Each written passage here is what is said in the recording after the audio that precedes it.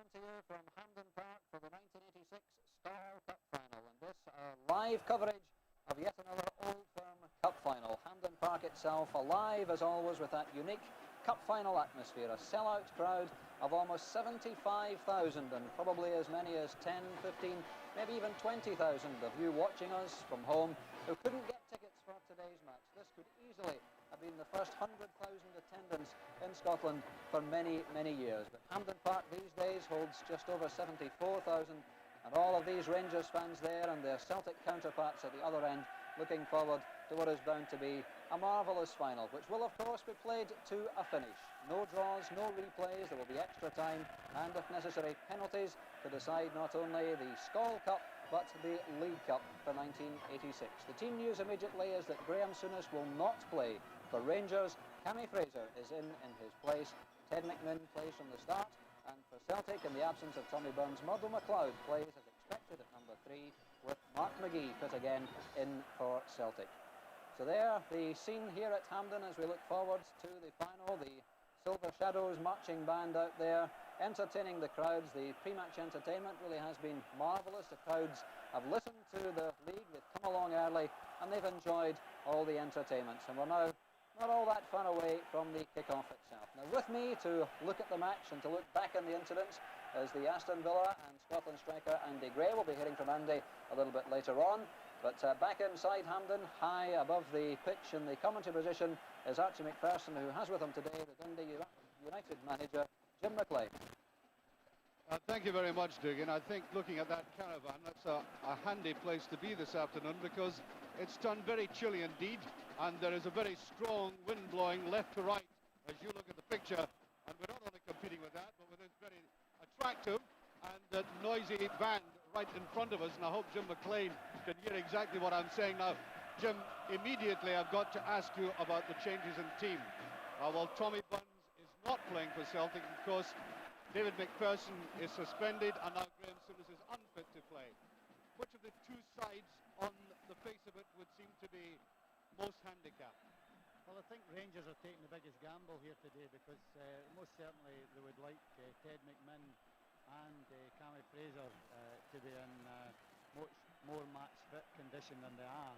I think also Celtic would be the same with Mark McGee. I think it's a blow for Rangers to lose McPherson and Souness, but I'm sure it's equally a blow for Tommy Burns to be out of the Celtic team. Well, it is interesting too that just before we came to live transmission, the Celtic team's up on the screen at the moment, and I'll get to what I was about to say in just a second once we have a look at that team. And that team, in fact, is the one which finished against Dynamo Kiev. So that, there was some talk about bringing Danny McGrain back, but they've decided against that, and Murdo MacLeod, Jim at left back, which he's accustomed to playing in anyway. Well, I think that Davie Hay is remembered in the last game when Ted McMinn played exceptionally well at Ibrox and Rangers won 1-0. So I think that he must have been thinking a wee bit along the lines of Ted McMinn and Davy Cooper and needing to stop both of them. And of course you'll be getting a view of a young player who's come on enormously in the past 5 or 6 weeks, last couple of months, Tony Shipp, number 10, now at the Rangers end. And we'll have a look at the Rangers team. Now, as I was about to say, it was astonishing to see Fraser being given almost a fitness test. He was out with Walter Smith, the Rangers assistant manager, and he was looking very carefully at the way that Cammy was stretching and so on. Now, we know that McMinn, back from injury, is not totally fit either. So, in a sense, Rangers have two players there that ideally would not be playing this game from the start.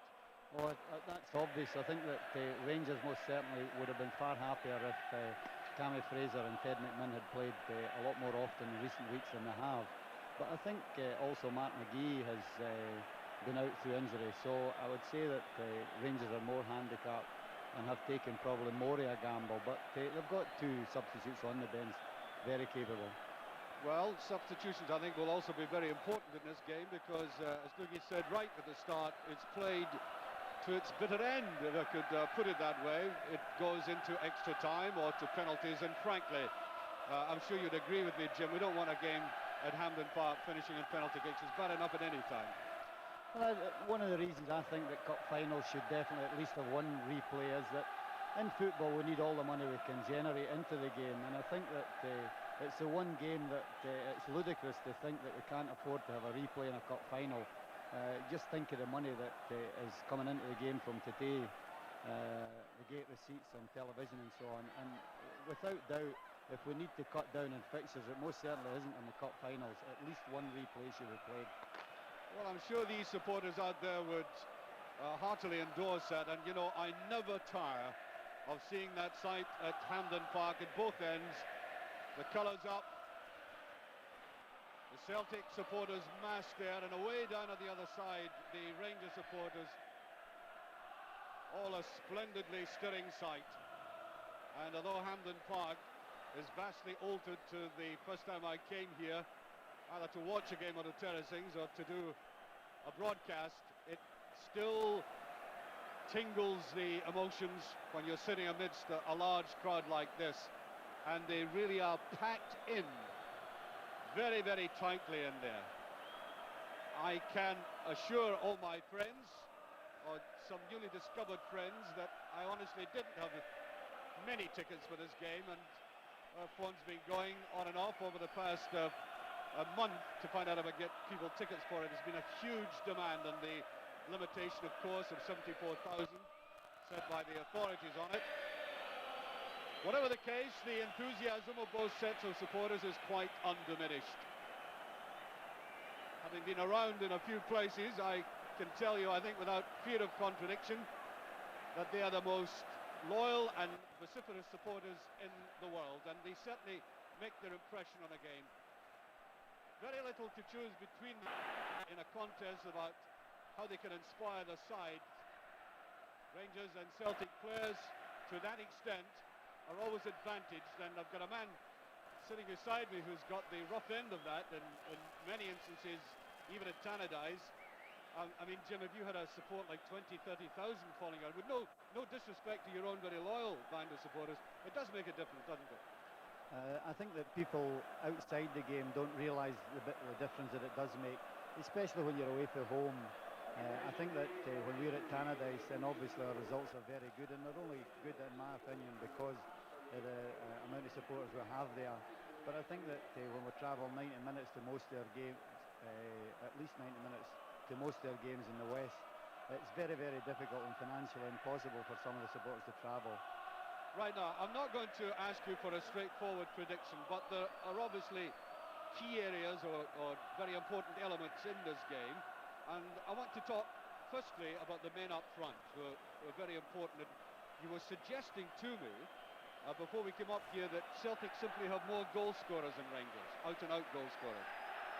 Yes, well, I think that even with now Brian McClair obviously I think going to be playing in midfield, that to me gives them four players who can all take half chances, and in particular obviously they've got Maurice Johnson. I think Rangers most certainly don't have anything like the amount of goal scorers in their team that Celtic have, but I also think that the back four of Rangers is a bit more experienced than the Celtic one for obvious reasons. But they'll miss David McPherson's height, won't they, today? I mean, Ali Dawson's in, but he's certainly not the same kind of player as McPherson. I think that's a blow, but Ali Dawson has experienced cup finals, and one I remember when he picked up the Scottish Cup and we were the opposition. But I think that in the Celtic team, for instance, their back four is completely untried as playing together as a unit. And out they come, led by David Syme, Graham Souness, Davie Hay, the two captains, and Hampden rises to them.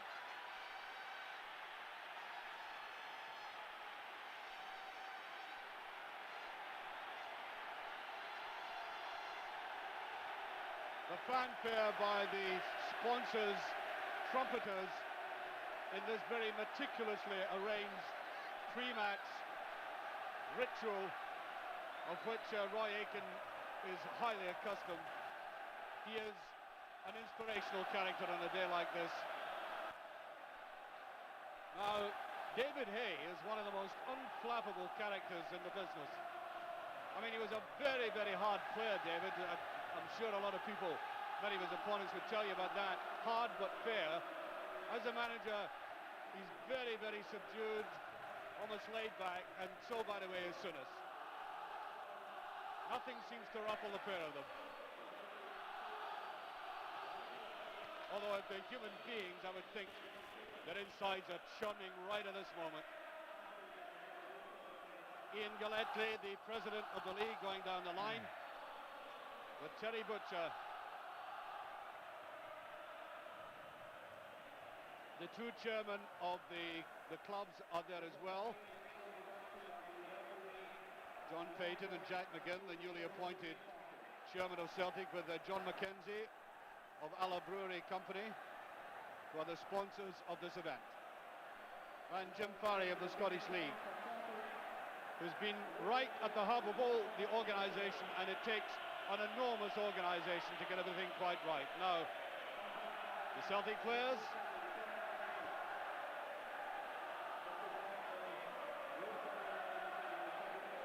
Well, they don't seem put out at all by this atmosphere. Mark McGee, of course, has got enormous experience. He has a European medal on his cabinet. That's an exceptional case for the players out there today. There he is, Mark McGee. I remember being in Hamburg the night, and I beg your pardon, in Gothenburg. He went to Hamburg eventually when he won that Cup Winners' Cup for Aberdeen. And off the players go to their respective ends. Now, Alan McInally, the man they call Rambo at Parkhead, he's certainly burst his way through the Celtic ranks. He was used more as a kind of super sub all last season. Now he's settled into that team and played remarkably well against a very tough Dynamo Kiev defence on Wednesday night, who did not like the way he charged at them. Cammy Fraser. Now there must be a definite question mark against this man's fitness. The last time I saw him was at Tynecastle in that drawn game with Hearts. He went off after about 5 minutes or so with a hamstring injury, and it's bothered him ever since. And he was getting what I took to be a fitness test about 2 o'clock, 2:15. That's how late a decision it's been for Rangers. Referee David Syme. I asked Davie about half an hour ago, have you ever felt nervous? He said no. He said the only time I feel nervous is perhaps before an evening game for some reason.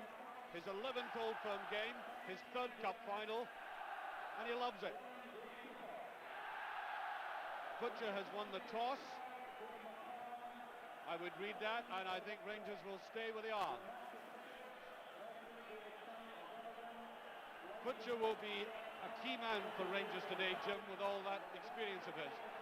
Oh, playing in the World Cup and the experiences that had down in England, obviously, I think it'll be very important for Rangers, especially in the early stages of the game.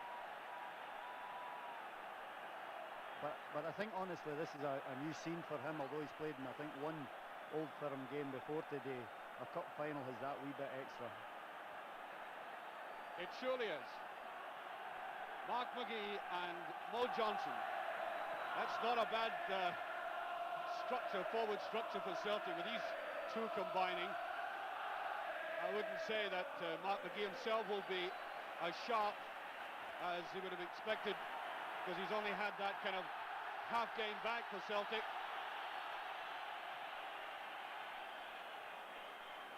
And there's Jimmy Nicholl.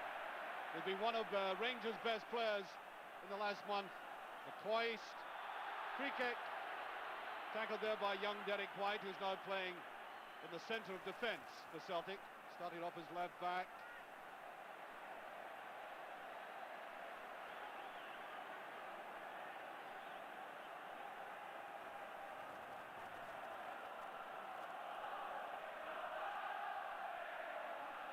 Bono taking his time about this, getting his players forward.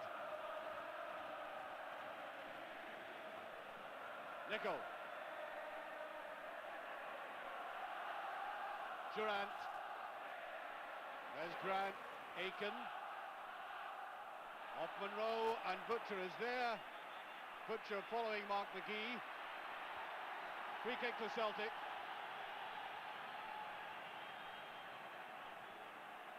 Paul McStay.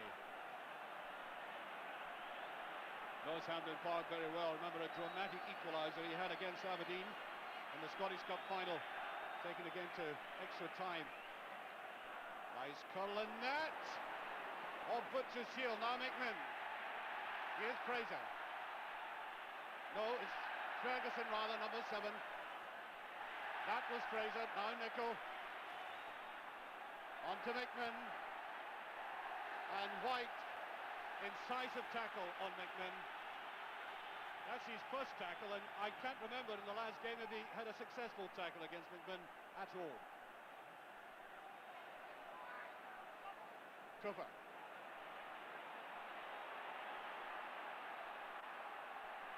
Cooper with his right foot, you see, it doesn't work as effectively as the left. McInally, the ball still in play though. What good play by McStay. Offside. Mo Johnston by about a couple of yards. A nice brisk start to this game though.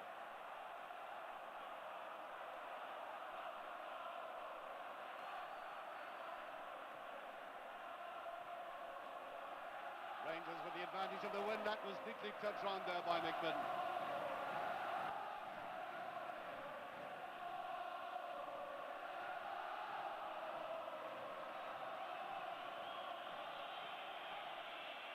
Monroe.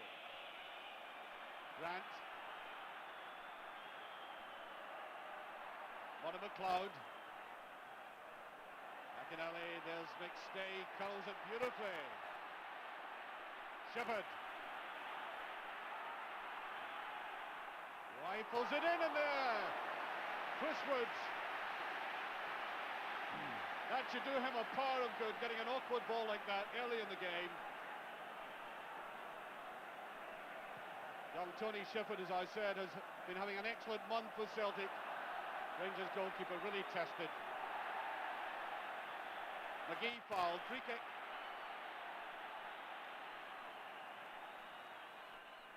Way by Nicholl. White. There's Brian McClare lying in that deep position, of course. Little bit too much in it. No, McClare gets it.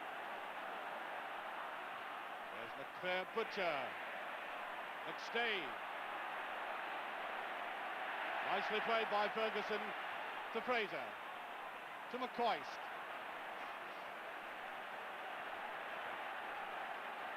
Meant for Cooper, and Grant picks it up. Good run by Grant. Referee rightly waving play on. Now McInally. Butcher beautifully tackles McInally. Cooper. Ferguson, the run forward there by McMinn. Away goes McMinn.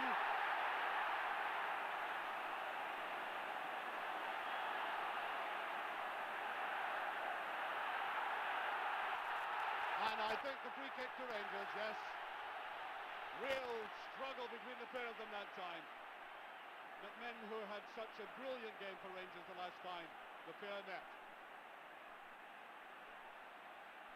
He's most certainly got a different role today, but he's playing through the middle with Alan McCoist, and Rangers are playing their usual 4-4-2 and Celtic their usual 4-3-3, but Ted McMinn is playing through the middle with Alan McCoist.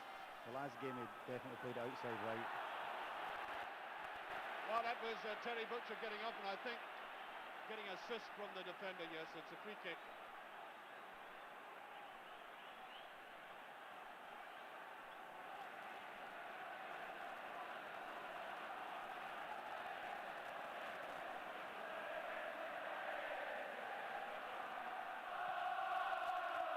Now, Fraser. McLeod. McStay. Nice reverse pass by McStay. And that should go back by Nicholl. Rangers, though, looking a little bit frayed there down the middle. Fraser. Twice. Free kick, yes. White hammering in from the back.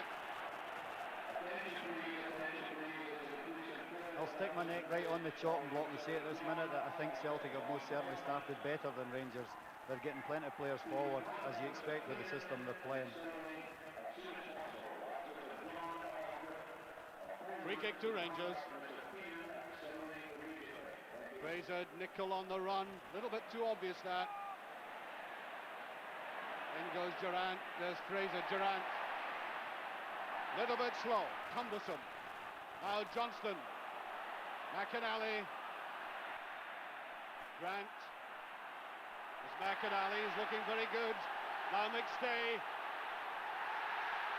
Huge space there, McClare. Was a dangerous one and brilliantly saved.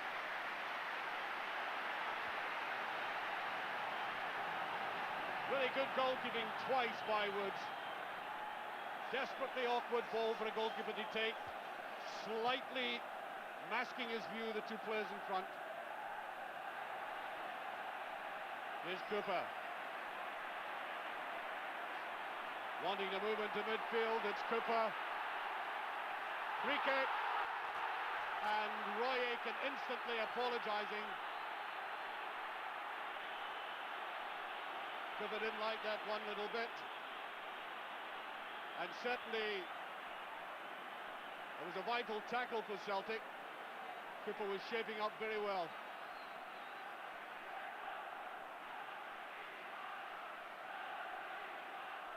And I think Cooper himself may take this. Off Fraser. Fraser with a long one and it's a post.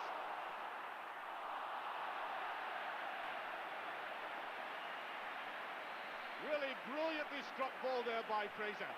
Thundering it in. Almost deceiving Bonner. I think he might just have got a slight touch of that, Jim. I think he did touch it, but it was a magnificent strike from Cammy Fraser. He is a tremendous striker of the ball from outside the box.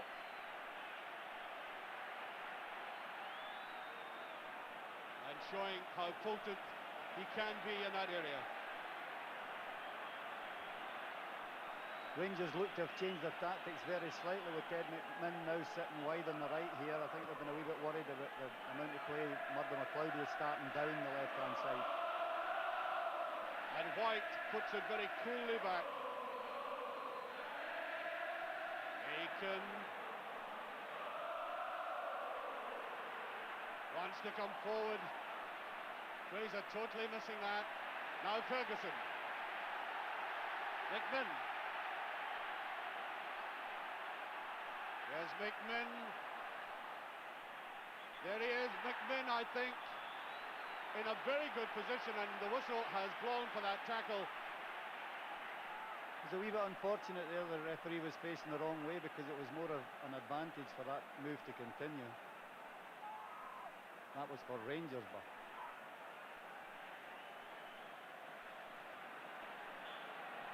Fraser taking that free kick. There is Butcher up. Ali McCoy's. He couldn't find any poise in that shot.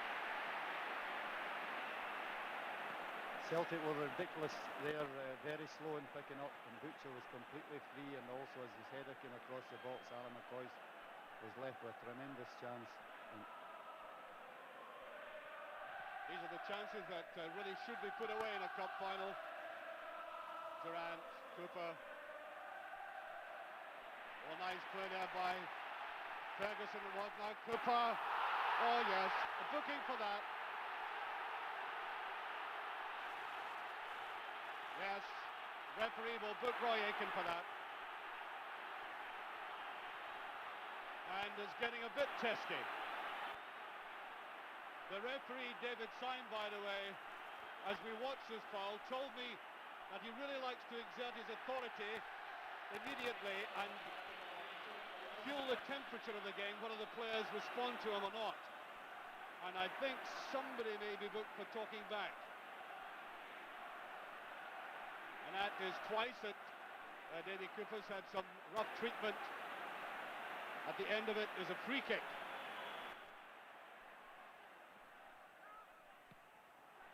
Knocked away by McAnally. Johnston, Celtic attacking. Big numbers. Johnston, and that neatly picked up by Davie Cooper of all people.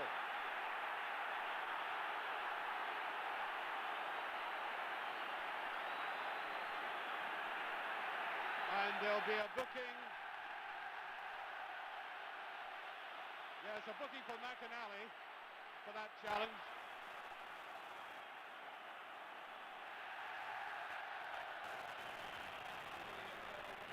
Well, I would hope this game doesn't get out of hand, because I think that on view today you've more of the best players in Scotland right at this moment, and I think it could be a tremendous advert for football.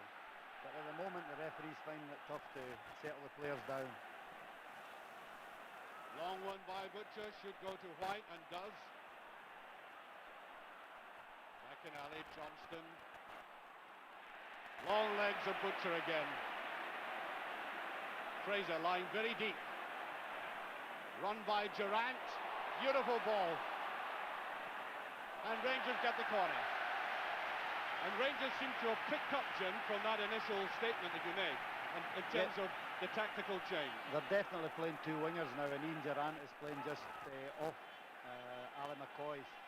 And it's curbing the moves from McLeod at left back for Celtic. I think they were dictating the game there. That's Nickman with a corner.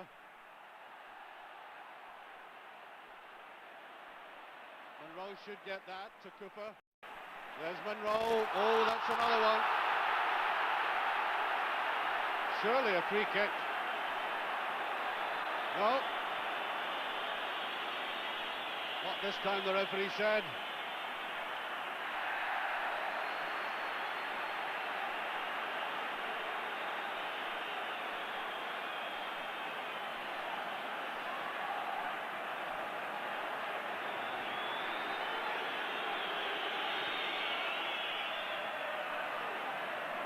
Butcher. That's McStay to Monty McLeod.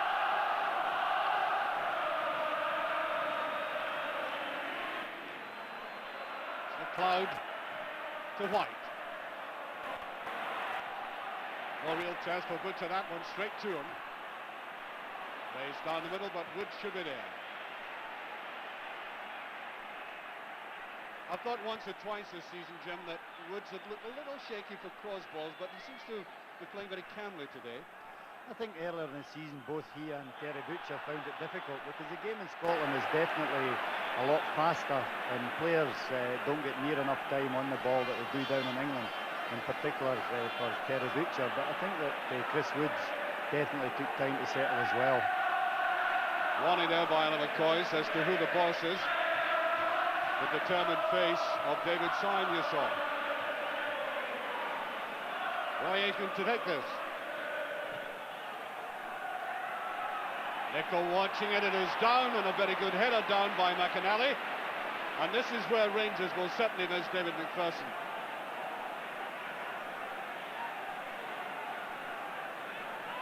Rangers wanting to build it from the back. Here's Fraser and Butcher.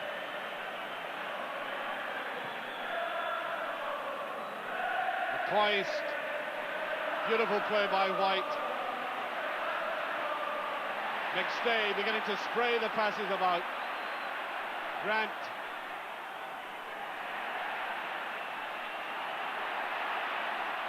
And straight to Woods.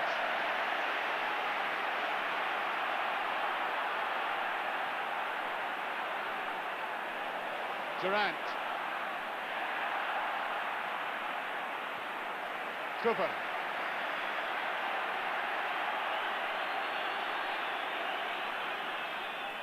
McMinn. There's McMinn, and it wasn't far away. First real positive contribution in the game. And with that little jink that you'll see here, so characteristic of him now, and then letting fly.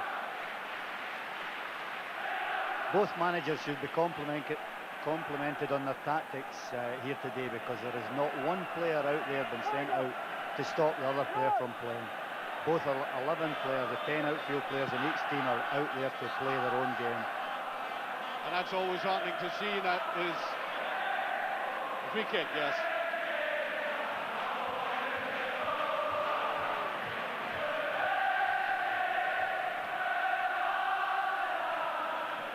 Aiken with it. Nicol just getting his head there. Fraser had all the time in the world, a very accurate pass. Durant, good play. Well, McCoyce was running through the middle and offside, and for some odd reason, McMinn refused to part with the ball. That was McInally coming in from the back, looking dangerous. McMinn. Free kick.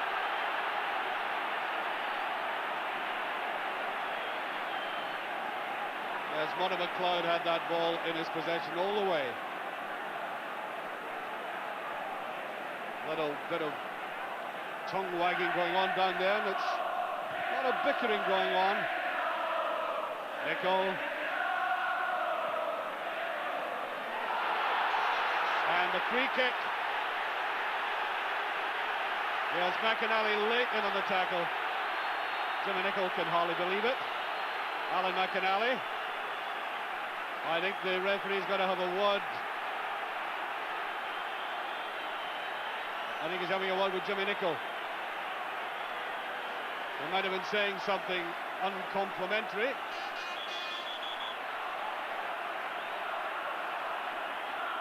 That it was hard enough. Now, if the referee, if David Simon's going to do what he intended to do and what he was talking about, he's really got to stamp his authority on this match.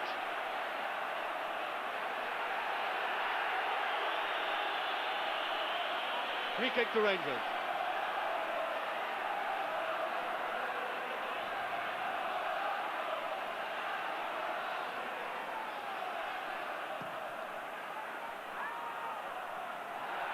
Looked like a push at the back, and Davy Cooper tries to go in, and it's flicked back by young Derek White. He's playing a very cool role there for Celtic in the middle for such a young man.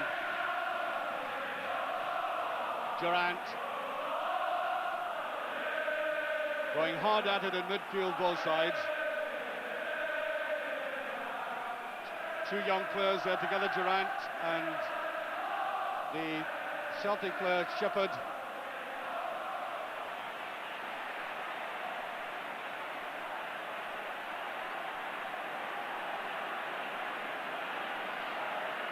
I was just about to say we haven't seen much of Maurice Johnson so far, but that is his copyright, isn't it? He goes through a game, and the only time you see him is when he puts the ball in the net sometimes. The greatest snatcher of goals in the business, no question about that. And it's a free kick to Celtic.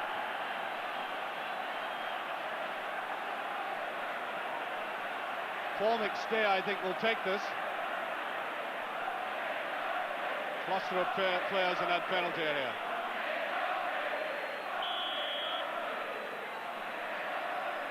McStay culling it way over and brought down there by Fraser. Ferguson. Good play by Ferguson. Playing right in the middle of the park, trying to emulate the style of his manager. There's Ferguson. Durant.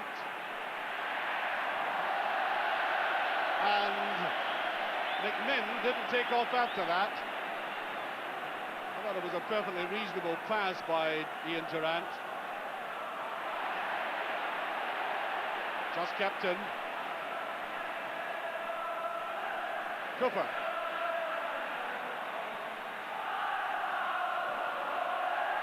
Using that left foot of his beautifully again. Now McMinn.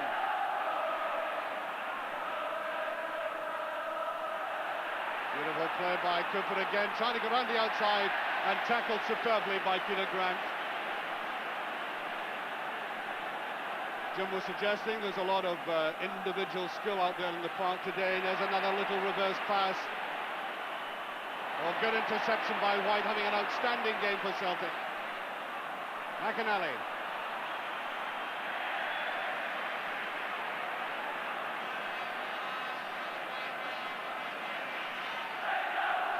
White, of course, Jim, was a central defender when he came to Celtic, as I understand. That's definitely his best position. He was signed and played most of his early part of his career as a centre-half, and I think that's where Celtic always intended playing him. Now Durant. Ferguson. Here's McMinn.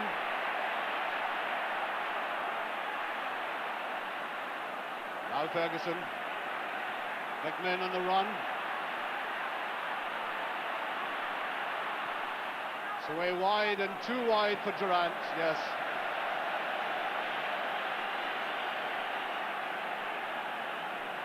Ian Durant, the scorer of the only goal on the last occasion with 2 men at Ibrox.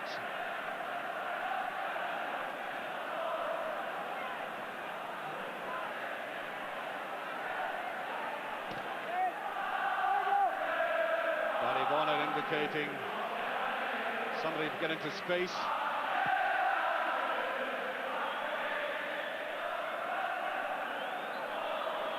Yes, I think Jimmy Nicholl was pushing into McGee.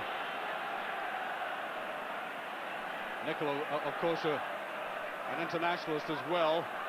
And with Northern Ireland, he's been under some intense pressure around the world and played very, very well. There he is, very good defender.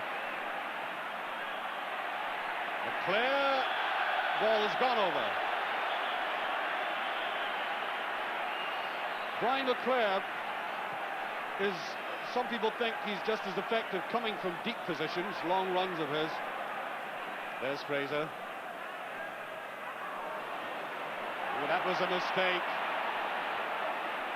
McInally going in. Looked like a hand was used, but the referee waves play on. And slight hesitancy in that Rangers defence, causing a flutter amongst the ranks and the terracings. Cooper just came off on Grant. Durant, fine tackle. Ferguson.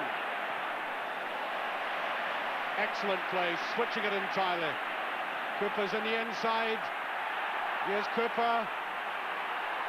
And they're bumping into one another. Slight appeal by Davie there for a penalty, but Mr. Syme having none of it. Waving play on the referee, McInally. Nice run by McInally. Butcher's there. What an excellent game this is turning out to be.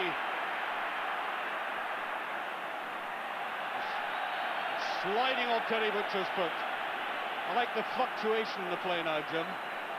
Well, as I said earlier, both managers, there's not one bit of fear in either team, and they're going out there to win the game. It's when you get one team going out to not lose the match that it definitely takes away from the spectacle. And whatever the outcome, coming from a manager who has won a lot in the game himself and renowned as a tactician, at the end of the day, I think both managers will certainly earn the praise of many people for the way they've approached it. Oh, Durant, looking a bit undignified.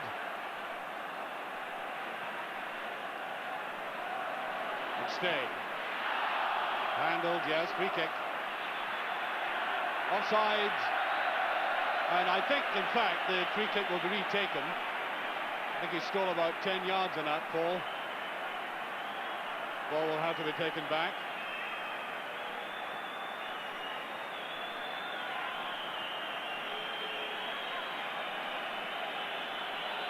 Roy Aiken to take it.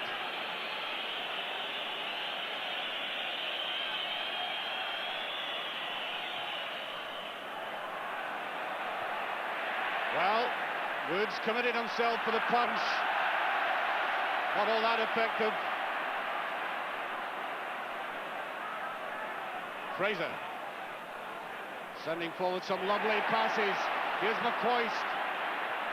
Here's Durant. Brilliant move. It really was an intelligent move, that, Jim. It's a great early ball from Alan McCoist and a good run by Ian Durant, but a very poor finish. Well, there it is. That early ball that you're talking about. Coming up here, lovely touch inside, and Durant deciding to let blast. Very, very like the sound iron shot again.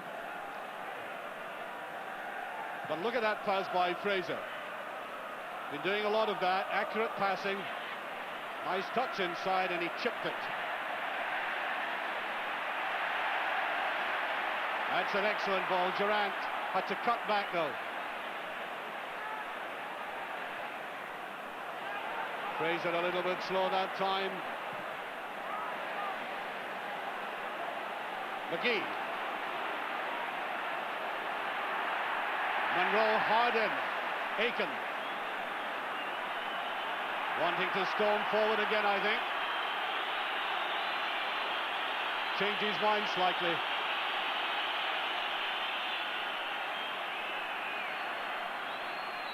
McStay. Grant, brilliant tackle. Cooper. Here's Durant.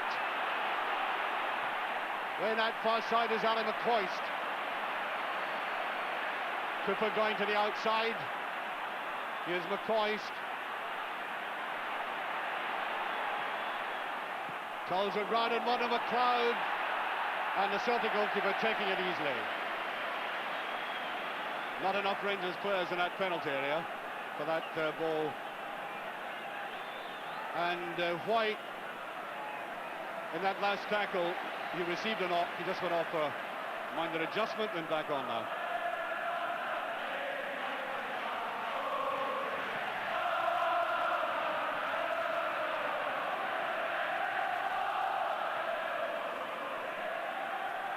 Cooper. Monroe. Talking about attacking mood, certainly the Rangers left back has indicated that. There's a shot. Ferguson coming up. Nevertheless, Jim, a lot of constructive play in the field at the moment. And at this stage, with about almost gone half an hour, the score nothing each, is there anybody you think has the edge particularly? I think Celtic definitely started the better of the two sides, but I think the change in Rangers' tactics have most certainly helped, and at the moment it's very even. I think the first goal will be very important, but I still believe that either team can come back from that because they both believe that they are the best team. Shepherd. Good tackling there, solid stuff. All fair. McStay. Offside. Nice enough ball by Paul McStay to Mark McGee. McStay's influence in this game, of course, could be enormous. He's a highly talented player, and one just feels over the last season and a half, there's been a restraint about him that he didn't have when he started off with Celtic, Jim. I think beyond any shadow of doubt, the problem with Paul McStay, if there is a problem, is that we're far too many games for players to play. I think it's ludicrous the amount of games that we play. These players, like say Paul McStay, will play at least 60 games per season, and that's okay for the odd season, but I would be certain that Paul's played around 60 games a season, every season since he's come into Celtic first team. High one again. Falling loose. Aiken. Straight through to Woods. Woods was well out of his goal as that ball was floated towards his penalty area.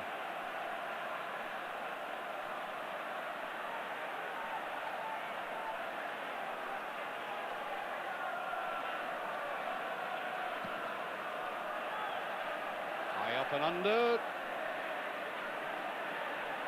McLeod.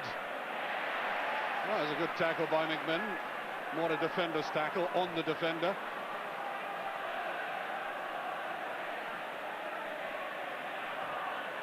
One of McLeod who will play his heart out, of course, for his club. Mistake there by Monroe. That's McGee. There's the header, and Woods decides He wants to hold the ball. I think that was going fast in any case. Certainly the Rangers goalkeeper has looked in the mood today. Very sharp. And he decided that header by McClare was not going to go over the line anyway. Grant. Shepherd. Durant. McStay. Grant trying to find the opening and labouring it. What if McLeod was telling him he was in the free, but sometimes players don't have eyes in the back of their heads. They ought to.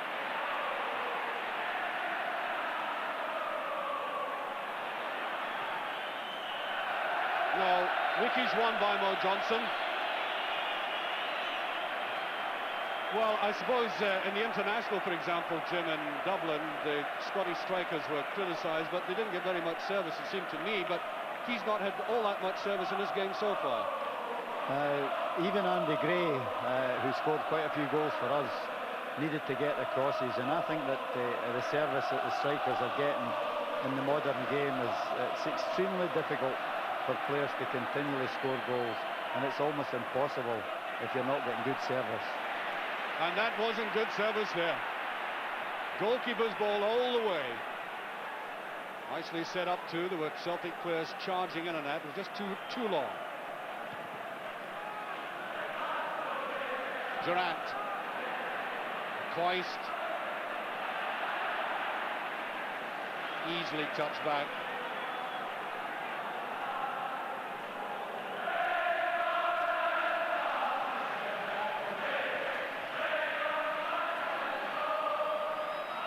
Aiken.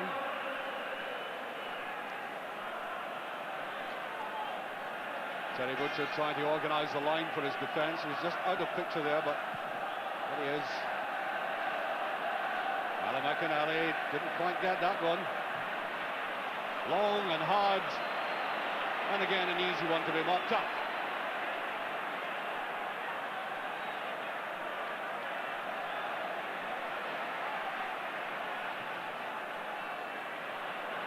Terry Butcher's normally very good with that left foot of his. Accuracy of passing.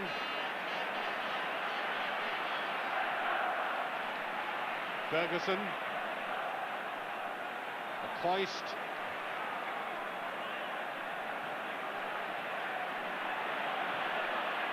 There's McCoist. Derek Ferguson, and that was too obvious. Picked up by Tony Shepherd. And a bad ball by Shepherd.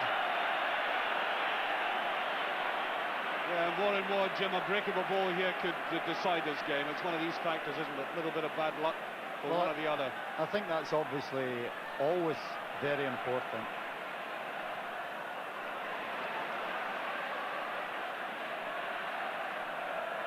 Aiken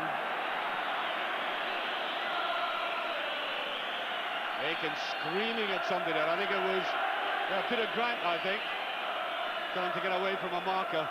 Nobody was coming towards Aiken.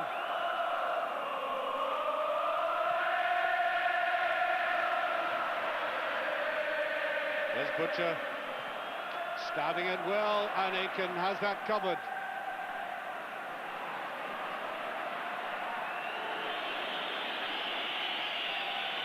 Ten minutes to half time. Still no scoring. Little bit of a shove there, yes. And there's been an air of disbelief amongst some of the players at some of the decisions, and I can't quite understand why. I think the referee hasn't put a foot wrong yet. I think he's let one or two things go that he shouldn't have. Paul McStay trying to burst through, and I think offside. Johnson was offside. Yes, it was offside. Little bit of an argument there with the linesman, but as it was pushed through, there was Johnson as the ball had been put through to him.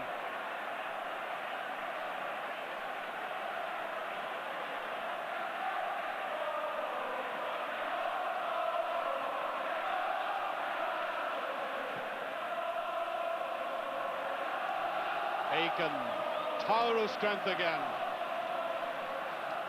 The hoist, just a little bit too cute with that. Easily read by White, who's, as I said, been quite outstanding for Celtic. Youngster with all the bearing of a man of great experience. It's a useful combination. Fraser, yes, Cooper. Well, a lot of the players finding it difficult to keep their feet, a lot of them slipping. Martin McLeod, now Shepherd. That's a useful ball, finding McGee.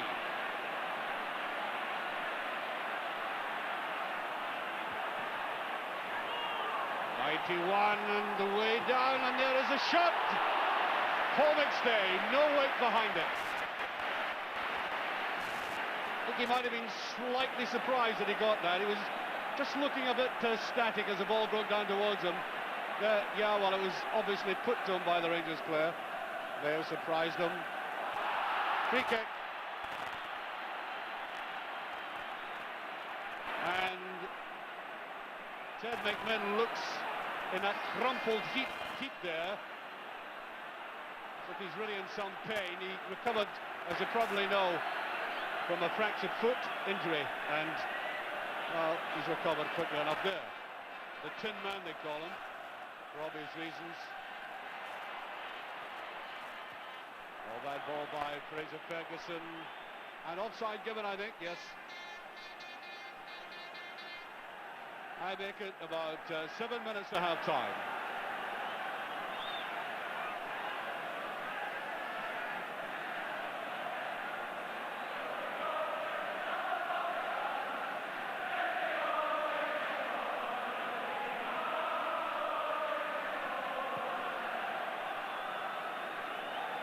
Blue line is up again. That's Monroe. The hoist. Ball had gone over, I think. Challenging for the ball. I think disputing whose throw it was.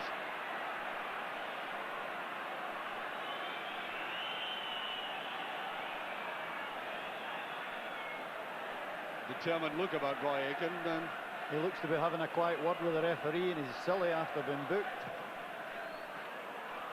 Always dangerous, dissent of any kind. Hooked away by Ali Dawson. Aitken. Here's Durant. Aitken should have that covered, but it's a slack ball. Now Cooper. Oh, great tackle by White. Quite outstanding for Celtic. That's 2 interceptions that Derek White have made in the game so far, and both of them absolutely magnificent.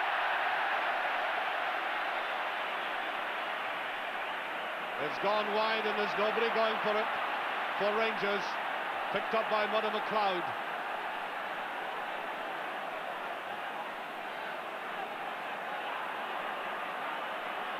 White. McInally's got in behind people. It was not offside. Looked very quickly over to the linesman. Terry Butcher wasn't happy about that, but it was a chance for McInally.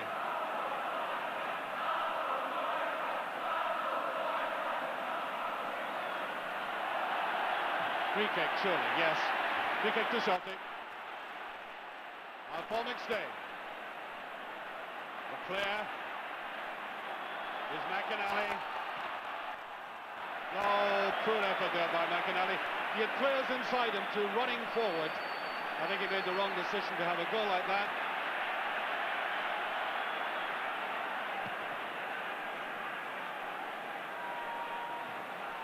Well, Oliver Coy's definitely getting a centre, but no pressure in the Celtic defence. Roy Aitken had all of 20 yards to play with there, standing well behind Rangers attackers. Butcher. McStay picked it up very well indeed. And Jimmy Nicholl. Using the old heat. Not being ruffled. Fraser. Aiken read that brilliantly, and he wants to come forward. Aiken,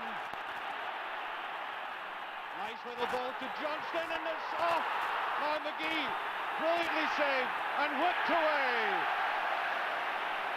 Up comes Shepherd, and now Rangers on the counter-attack. What a marvellous bit of football. Cooper, one of a crowd, picks him off now. Great run there originally by Aiken. Superb finishing pass, almost put away by Johnston. And really, for the first time in the game, Celtic did look menacing. Jim? I think the goalkeeper actually touched that one onto the post, and if so, it was a magnificent save.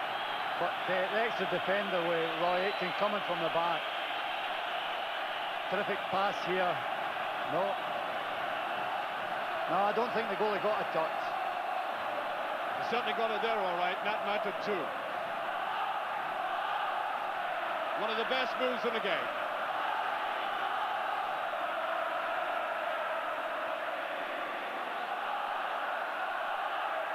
And Rowe just puts it away. Ali McCoist. Aiken, Ferguson, beautiful play. Jimmy Nicholl now. Nicholl for Rangers. To Cooper.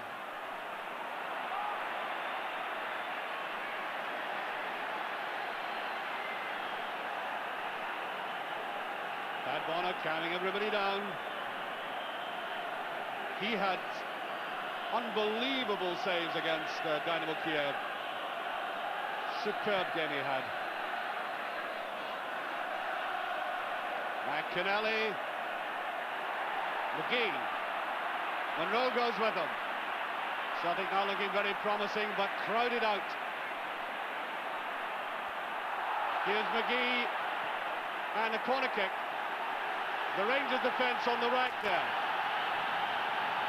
And this is where they'll be put to the test, and how valuable the experience of men like Nicholl will be. As we approach half-time, there's only a minute and a half on our watch of official time of this first half. It's the looking one, and it's just over. McInally. Either McInally or White got that final touch. Let's have a look. Up they went, and it was White, I think, yes.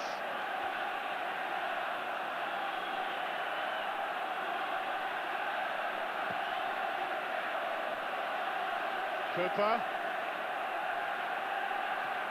Put away by White. Maurice Johnston. Another good period for Celtic this.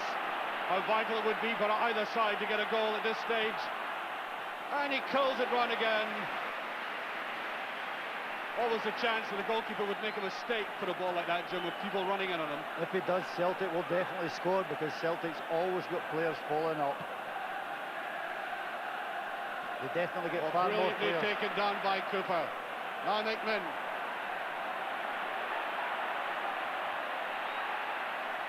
Rangers will get the corner for that. Celtic always get far more players in the box than Rangers are so far this game. And Davie Cooper will take this. Pat Bonner defending the goal with the Celtic support massing behind him. Cooper to take this.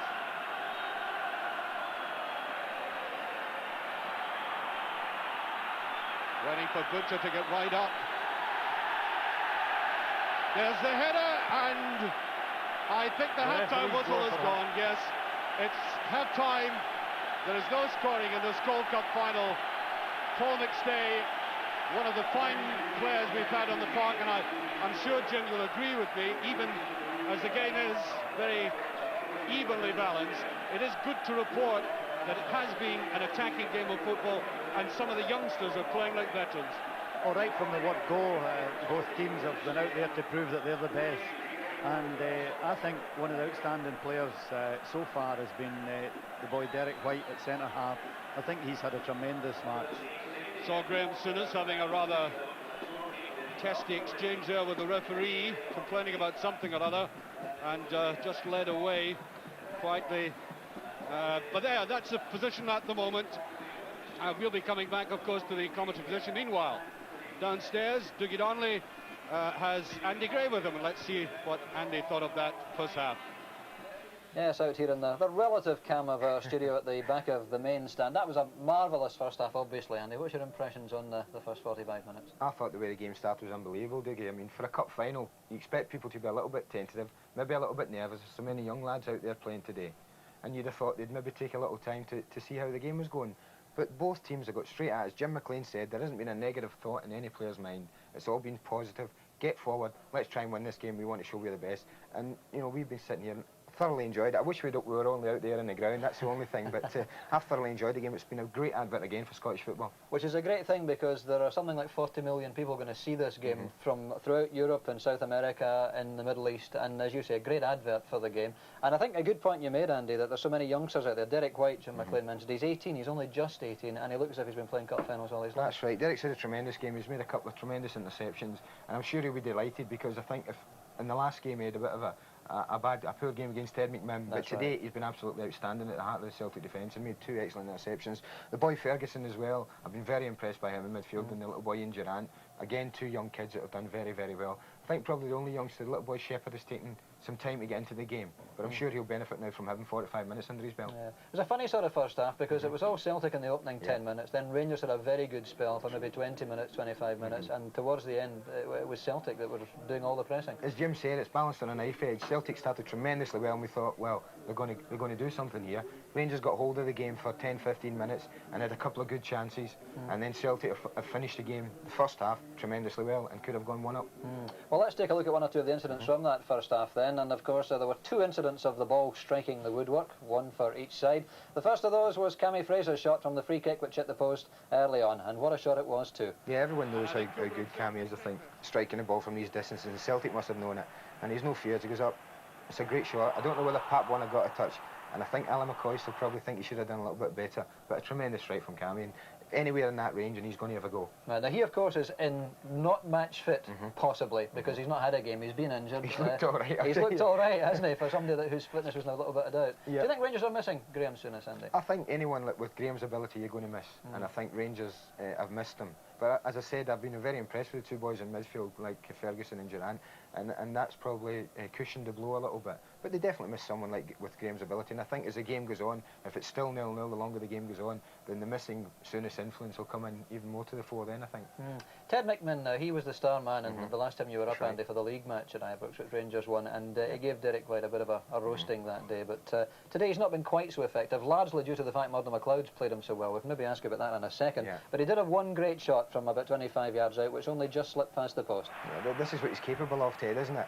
I mean, he can be out the game for such a long time and do nothing, and then all of a sudden, you know, the ball just gets played to him in a position really where you don't expect him to be doing anything. He just slips past the boy and has a goal, and that's very close. I mean, it's so close that Pat Bonner scrambling across his goal. Yes. So he thought it was very close, and it wasn't far away. What about Murdo McLeod, who again his fitness has been a little bit of doubt. He didn't maybe look 100% on Wednesday against Kiev, but he's had a marvellous game. I'm a great fan of Murdo, so I like Murdo. He's my type of player, and I think he's been brilliant today. He's coped with Ted McMahon any time he's came on the right wing.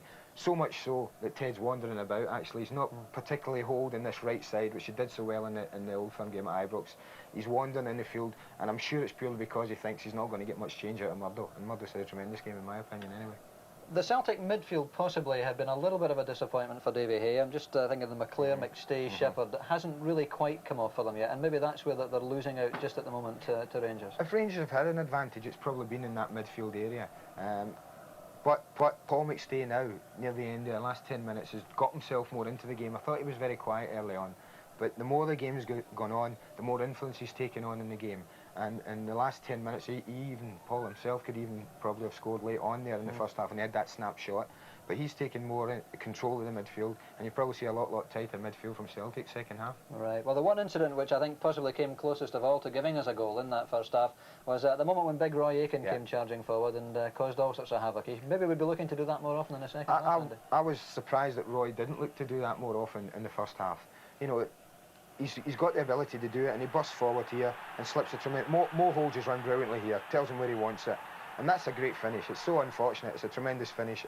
But to be fair, Chris Woods has done tremendously well at the second attempt there, when I think it was Mark McGee had the shot. But that's typical Mo Johnston. He's had a quiet game, I think. Archie was saying how he hasn't been in the game much, and he can just pop up, and before you know it, you're one down. And that's very, very typical of him. But I think if Celtic are going to go at Rangers, I think they can do it with Roy Aitken, strangely enough. He's got the ability to go forward and let Derek White sit there and mark Ali McCoist. And I think, you know, just in that one instant, it showed how important it can be, and it just might win a cup final for them. That's right. But it's great. I mean, again, we can't talk enough how good the cup final is, about people going forward and wanting to win it. I've thoroughly enjoyed it. That's, I think, a significant fact, the Roy Aitken coming forward, Andy, because in the semi-final he did it against Motherwell here. Scored an absolutely classic goal, rounded it off himself in exactly that type of run. And as you said, there's no one actually playing on him. There only is McCoist going through the middle at this stage, so maybe he's going to have the room to come up and do that. I will do, and I was surprised that he's left it so late in the first half before he's taken it on himself to go forward, break forward. But I think that'll have given him confidence to think, well, wait a minute, I'm going to have a little go at this second half. I might just get something here. And I think he probably will burst forward a bit more second half. I'm sure Davie Hay will be telling him, listen, Roy, if you get a chance, go on. Let's see a bit more of that. Let's see a little bit more of Derek White, Andy, because I think we've all been very impressed with Derek White, and his timing in the tackle has been very impressive this afternoon. Now, this is an example here. Yeah, for a very young lad, I mean, he's got a bit of stature about him, and I think this is Davy Cooper goes on a tremendous run, and if he beats Derek here, he's in. You know, he's right through. If you look there, he's right through, but he's timed the tackle to perfection, and that must have given him tremendous confidence. You know, for a young lad, he's dived in, but he hasn't, you know, and he's gone on his backside, if you like, and if he gets past him, then he's right through, but he's timed it to perfection, and Celtic have come away with the ball. Great tackle. We've had a couple of bookings, Andy. Roy Aitken and Big Alan McAnally for reasonably innocuous fouls, both early on, and I think a word of praise to referee Davie Syme for nipping it in the bud. I think Davie Syme said to himself when I got out there, if there's any nonsense early on, I'm booking. No matter who it is, I'm booking him. And I'm going to show that I'm the boss here. And I think the referee's done particularly well. I know Roy will feel he's a bit aggrieved at 2 nothing tackles, and probably Alan McAnally as well. But it's significant that they're the only 2. Very early in the game, he's only booked to 2. And the rest of the players, I think, have responded from that. And he said, well, let's go on with the game. He's letting it it's flow. not me. Yeah. The game's what everybody wants to see, not me booking players. So he's stamped his authority early on, and the game's gone and taken over now. Right.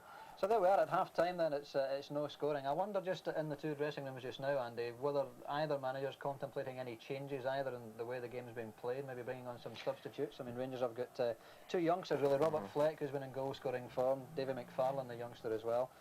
Celtic with Willie McStay on the bench as well. Any changes? One can never tell in football dressing rooms what's happening at half-time, but at the risk of sticking my neck out and getting it shot off, I would be surprised if there's any changes this early in the game. You know, especially with it having to be decided today, Dougie, with extra time and possibly penalties.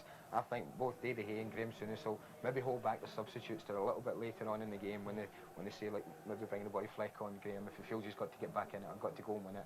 And I think it's just a little bit early now. I'd be surprised actually if they bring on any substitution, unless of course someone's carrying an injury, of course. Right. Well, I think we all said before the game we hoped that this Skull Cup final wasn't going to be settled in penalties. It's a kind of unsatisfactory way to win a trophy, but the way it's going, it could very well go that far. It could well be. It could well be. I think both managers have come out and says, listen, we don't want it to go to penalties. I think the players have responded and they're saying, we don't want it to go to penalties. It's totally unsatisfactory.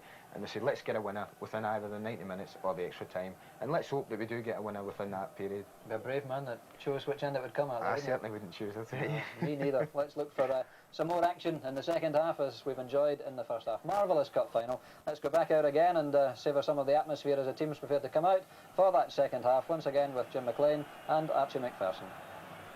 Thank you, Dougie.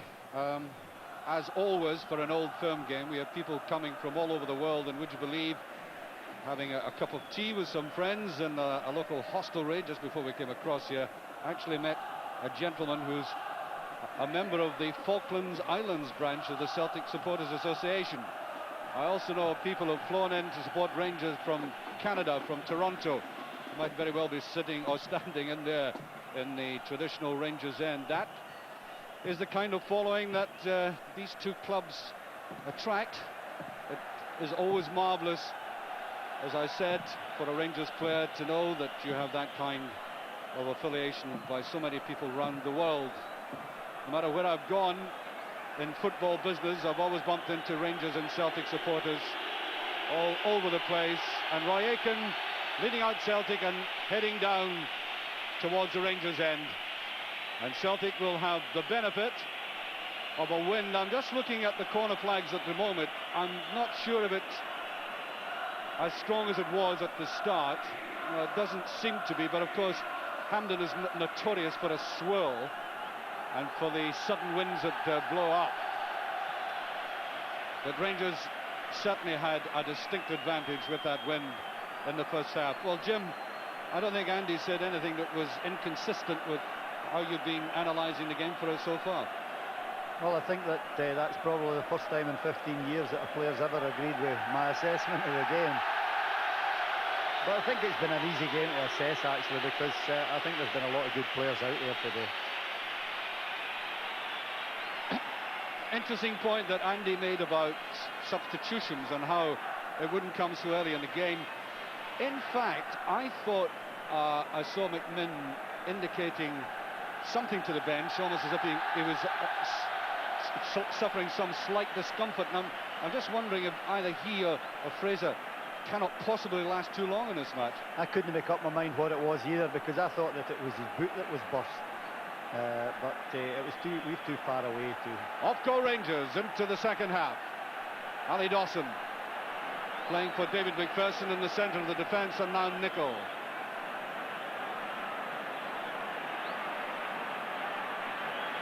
Both defences have looked extremely confident, of course. Just little glimpses, as I said, or as Andy reiterated what I said about Mo Johnson, who seems to go along in total obscurity and then suddenly flash into a game. That's why he's so good. There's a touch by him again. Now Monroe, who's had a very good first half for Rangers. Ali Dawson has looked very uncomfortable in there. Monroe, he's short with that.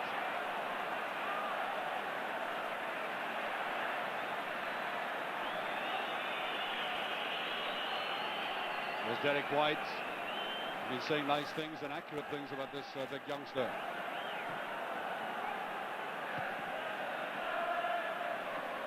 Just Fraser. McClare. Typical McClare run, it looks good. And mopped up by the goalkeeper again. Yes, Brian McClare. So very often you see him doing that, Jim. That's one of his big assets, and I honestly think he's a better player from just off the front when he gets running at defences.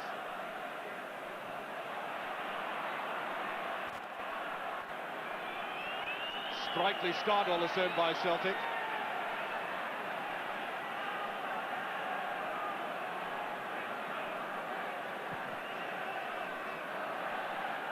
Touch there by Durant. Cooper. With one or two absolutely excellent runs, and that is just over. I think Paul McStay imagined there might have been a deflection there. Here's Cooper. Grant comes away with that, and a foul by Cooper, yes. Free kick. Referees are put under unbelievable pressure with players know which way the throw has gone there. It's ridiculous of Paul McStay to actually try and get a throw in for Celtic there. They can now to take a backless push free kick. There's Paul McStay, who, as Jim suggested, had an incredulous look on his face when the throw was given the other way. Well, I don't think he's anything like the worst in Scotland, but far too many players put pressure on the referee when they know there's no doubt about the way offences should go. Butcher stepping neatly in. Now McMinn.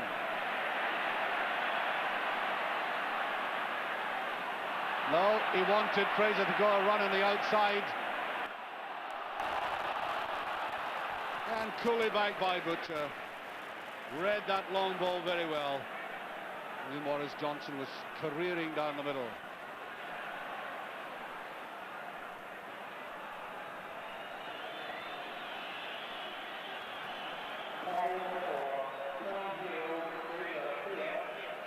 Butcher. Fraser. To Nicol. On the side it goes, and McMinn will never get that. Goal kick.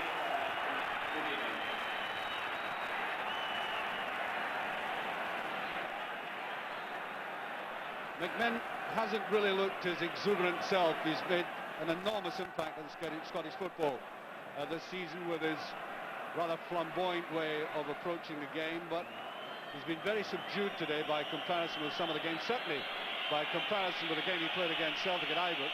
And oh dear, any longer there and it's hypothermia, I think, on a day like this. I don't know how he got up.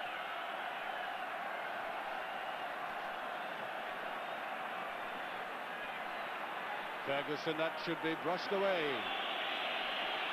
Derek Ferguson playing usefully for Rangers in midfield in a role that certainly would have been filled by his manager Graham Souness.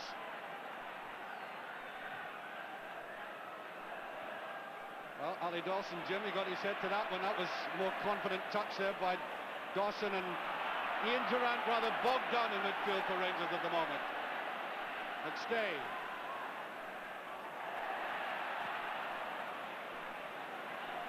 McMinn tried to touch it round, and there again. Youngster, Derek White, okay, the pass did go out, but he broke up the move. He's human after all then.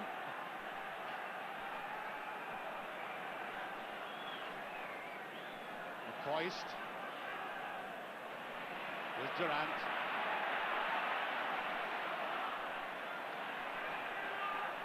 Fraser.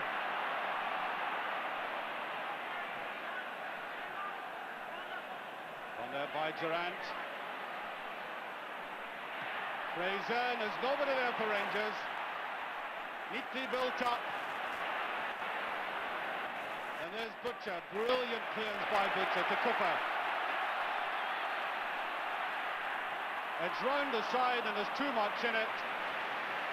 And a point there in that initial move, Jim, that move by Durrant. There didn't seem enough players in the penalty area. I think Celtic, as you suggested, would have had more in there. Well, Celtic have basically got players that want to play in the box. Rangers have midfield players that are trying to get in the box, but they most certainly don't. And there's a better pass to McCoist, and he's offside.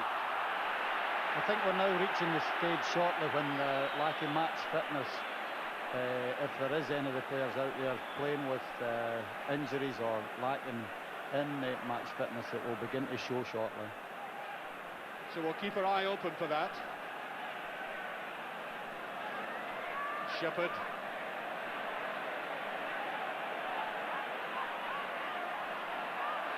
Asking somebody to come towards him. McStay. Aiken. Nice ball by Aiken. Shepherd. Oh, beautifully done there by Ferguson. Now McCoist. Got away from his marker, but he couldn't make any ground at all. Here's Monroe to Butcher. McMinn is shaping to come in for this, but Murdo McLeod is there. McInally. Run by McInally. Here's McGee. Oh, and that's short, and it's just passed, and I think what has been given, yes, a tackle on the goalkeeper. Free kick to Rangers. I think he had to go for the ball though, Jim, hadn't he? The referee's brilliant there, because some games, because the goalkeeper is injured, some referees may have booked Brian McClare there, but to me, he had to go for the ball. I think that everybody would reckon that Maurice Johnson and Roy Aitken are always the most important players in the Celtic team, and I wouldn't disagree with that, but I would say that very close behind, Murdo McLeod and Brian McClare are very, very important to the manager. Because of the McLeod? Yes, because of the positions that these players both fill for the club. Murdo McLeod, I'm sure they would be confident of playing on the sweeper, any of the two full-back positions and all the midfield positions.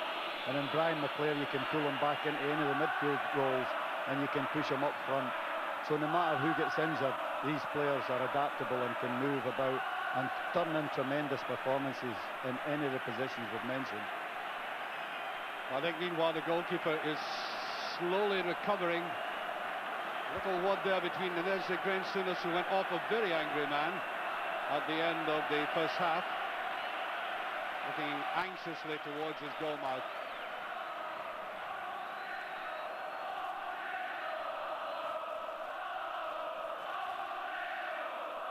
However, Chris Woods recovers. There's McAnally. Oh, nice little ball by Fraser. Good play by Rangers. That's Ferguson. Here's Cooper. Away he goes. No free kick. No, it's a good decision by the referee. That looked like a hand. Yes, it was. That was that discomfort you were talking about. He wasn't quite sure how to go for that. Morris Johnson put pressure on him there tremendously. Well, it looks as if Johnson is going to be booked.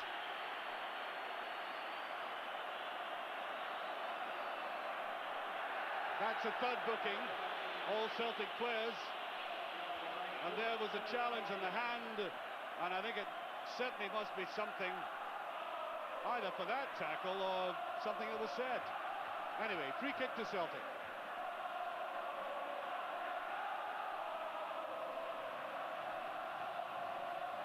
In they go, into that penalty area. That's Mudder McLeod. And there is Woods brilliantly clutching that. He's really shown his class today, Jim. Absolutely magnificent there. He must have been standing 5-6 yards off his goal line when they were taking the free kick. Coist did get the touch. Celtic getting more ball in midfield though. Butcher. Good play by Ferguson and Fraser. Now Ferguson. To Cooper. Attacking Grant. Not quite away with it.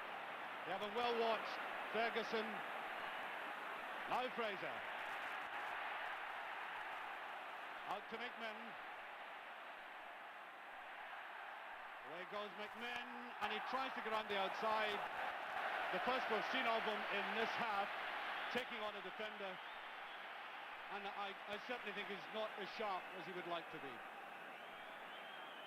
I think there's no doubt about that. Ted McMinn has most certainly shown a sad lack of match fitness. And I don't mean to criticise the Rangers management, but I think they were forced into taking a gamble that they didn't like. Durant. Now Monroe. McCoist. Nice turn by McCoist. Looking for a little support and gets it from Durant. Shepherd goes with him.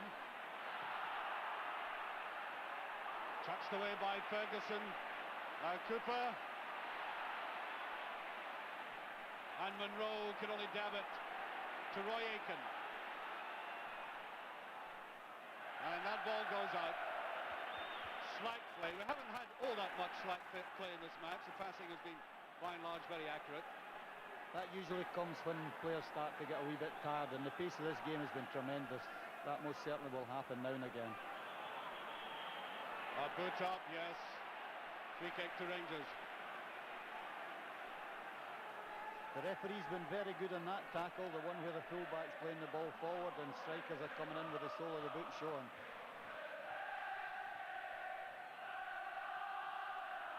That's Butcher's free kick. Durant. Here's Durant. Away goes McGee. Oh, brilliant run by McGee. McAnally after this with Nicol. It's Brian McClare, I think. Brian McClare, and I think a booking. Booking for Jimmy Nicol.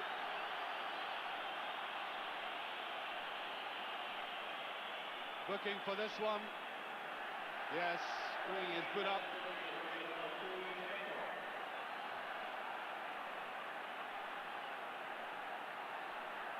Now this could be very interesting. Free kick to Celtic. Mudder McLeod. 14 minutes of the second half gone.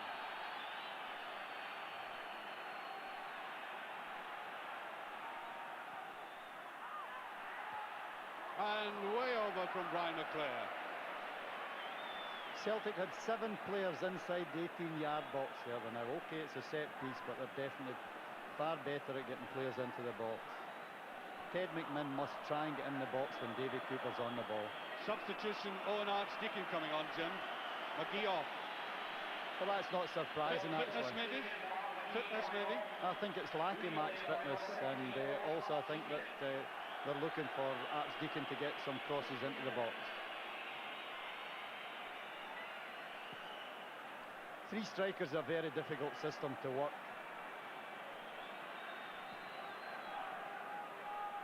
McCoist has put up, free kick to Rangers.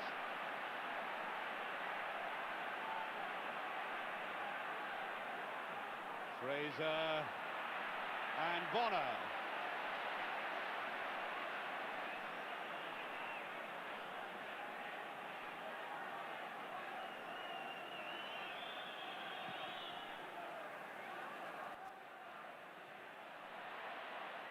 Paul McStain a drive.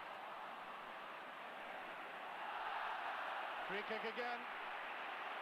Ali Dawson this time tackling from the back. Difficult day for Ali Dawson all the same, Jim. I mean, it's an awkward. He's been out of the team and then suddenly he's into a cup final. And right in the middle of it. He's definitely not been exposed, but I felt he's been a wee bit uncomfortable in the air. He's got the experience of this situation, and he's not let the side down so far. So, free kick to Celtic. Exactly 15 minutes gone now, just over it. Away by Ferguson it was. McLeod. Good tackle by Ferguson. It's a great game. Durant turns the wrong way again. Ferguson. Jimmy Nicholl. And just off there. Now, that was an interesting break by Rangers of Durant. He seems to be turning back today a lot in a positive position. Cooper brought down, free kick. And Durant can be a useful player for Rangers, Jim. Well, he was so useful. In the last game he scored the winner, and he actually had an exceptional game. He's obviously a young player who has had a tremendous season so far. And Davie Cooper's down there, and I think he may need some attention. Rangers will be hoping that he can obviously continue, because I definitely think McMinn and to a lesser extent Cammy Fraser will be, at least one of them should be probably substituted later in the game. Well, the referee is very reluctant to let him have treatment.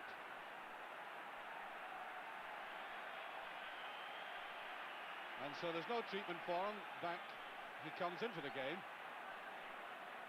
And Cammy Fraser is there. Butcher's there.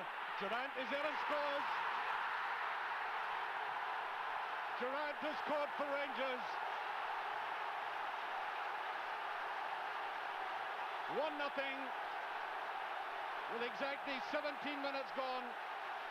And the referee will have to drag them down again. They're not supposed to go to the crowd. And the Rangers multitudes go into a mass hysteria. Well, the very boy we were just talking about there takes his chance. Only a half chance, touched by Terry Butcher, went to the outside, and the near side of the goalkeeper. Rangers are in the lead. Celtic lost another very important goal from a corner kick. They did lose one on Wednesday. On to McMinn, who I think the ball's gone over.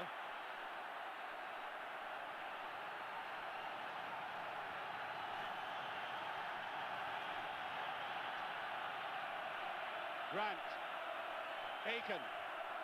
Well, you heard Andy Gray talking at half-time about how this man might cause Rangers problems coming forward, and that's what he's trying to do now. Now, can Celtic hit back immediately? The fame for doing so.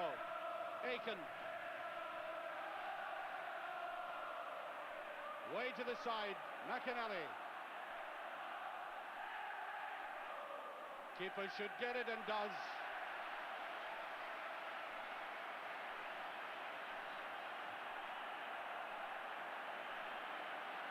I think Ferguson, by the way, who's limping there, has quite an outstanding game for Rangers, Jim. Yes, he's done exceptionally well.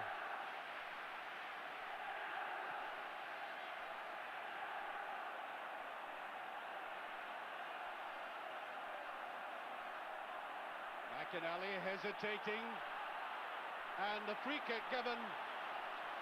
And this could be interesting because Celtic have players that can hit the ball well from that area. This game is most certainly not over. Oh, certainly not. No indication of that because a team has gone in the lead.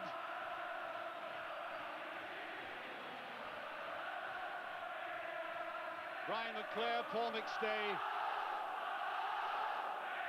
Modern McLeod scored a glorious goal in the League Cup final against Rangers. Here's Shepherd. And away by the goalkeeper to Cooper. Chases on, here's Cooper. Oh, and a bad ball. You wouldn't believe that Davie Cooper could play a ball like that.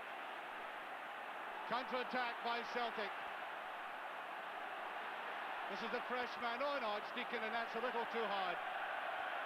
A bad blunder by Davie Cooper, that, Jim. I mean, they were really set up. There was an easier pass down the left wing. I don't know why he chose to try and play a diagonal ball.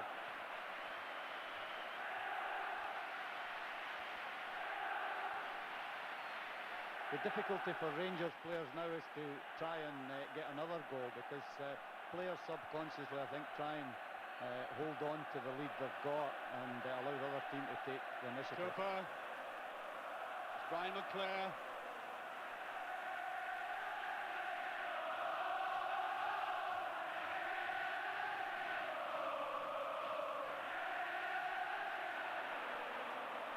Ollie Dawson just getting that in the air. And Celtic putting Rangers under pressure. The attendance, by the way, just handed me is 74,219. Don't know how the other 219 got in. It's supposed to be 74,000. That's a good run by McStay. And a very good ball, and McInally, Archdeacon rather, got too much under it. And he's come on as a fresh player, fresh pair of legs. And he's made an immediate impact. Look at the position he got there. Free header.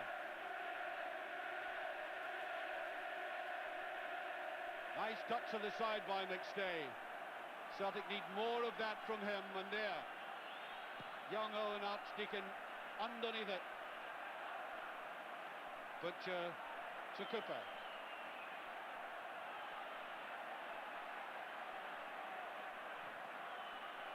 To McCoist. Handled it.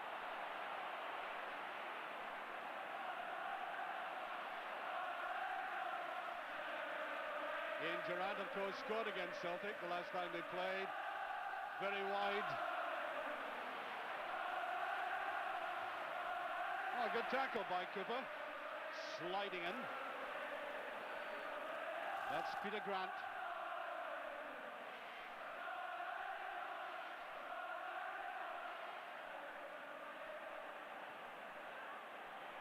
And away by Nicol. Modern McLeod, and that will be thrown to Rangers.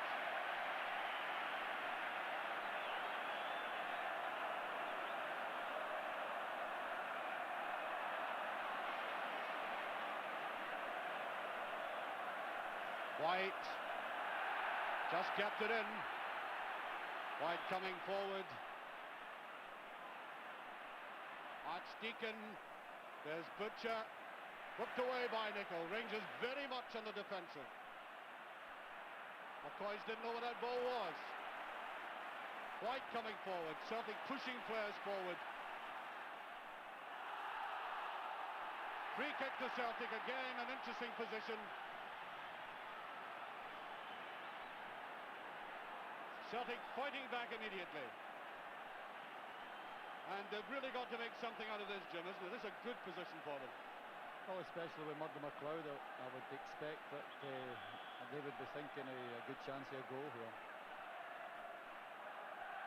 So, can Celtic get the equaliser from this spot? We're halfway through the second half. But bit of discussing going on. There's a chip forward and it's off the bar. And it's a brilliant save by the Rangers goalkeeper. Superb save. Hammered out of the danger zone. That's one from the practice ground. That free kick was magnificently taken by Brian McClare there. Brilliantly done by McClare. Really was. And there is a superlative save coming up. Sol Celtic. Durant trying to go in. And now Aiken.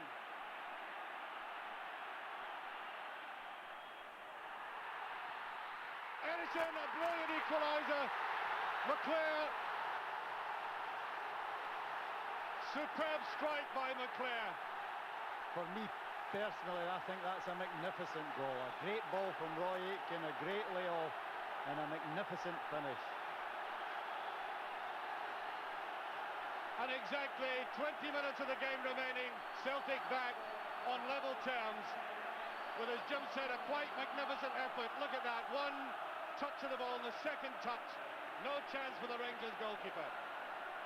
And I think, coming back the way they have come back, the initiative rests, I think, with Celtic. Here's Cooper.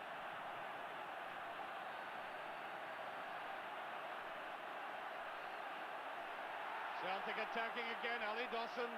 Now Cooper. And there's no weight behind it. And you just get the impression that one or two of these Rangers players are struggling. Well, I think the goal has lifted Celtic without doubt. The Rangers scoring the goal has brought a lot more out of the Celtic team, but I still think there's a long way to go yet.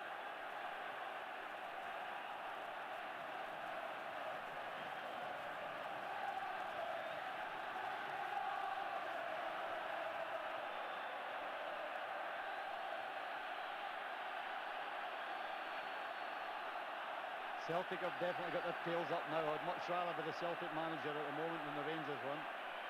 There's one of a cloud. And well taken by Woods.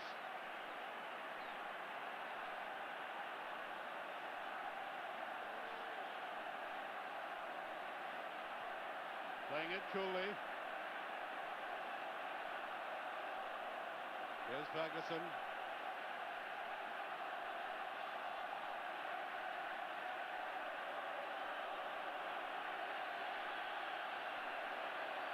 Dawson. McCoist. Durant. Cooper. Here's Fraser. To McMinn. Whom we've hardly seen anything in this game. I think Rangers get the free kick out of that.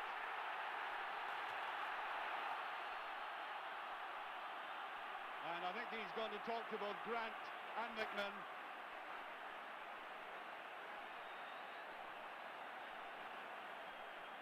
This was the actual tackle that was made. I think McMinn made a lot of that. It was all arms and legs. Rangers are trying to bring on a substitute. Robert Fleck for Cammy Fraser, I think. No, I think it's McFarlane. Oh, yeah. And there is Cammy Fraser. Now, losing a man like Cammy Fraser and bringing on a very inexperienced youngster is, I think, a major disadvantage. No harm to the youngster. But he's a fresh pair of legs again. There is Cooper. And it's 2-0 the goalkeeper.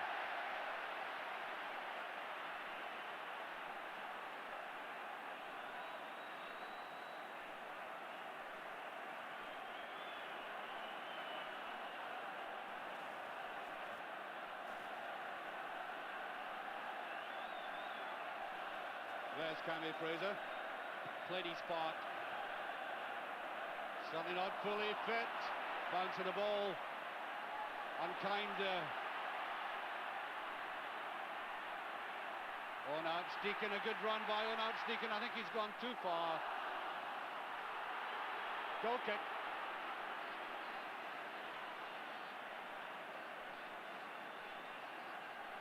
Butcher exhorting his mates, give up their all.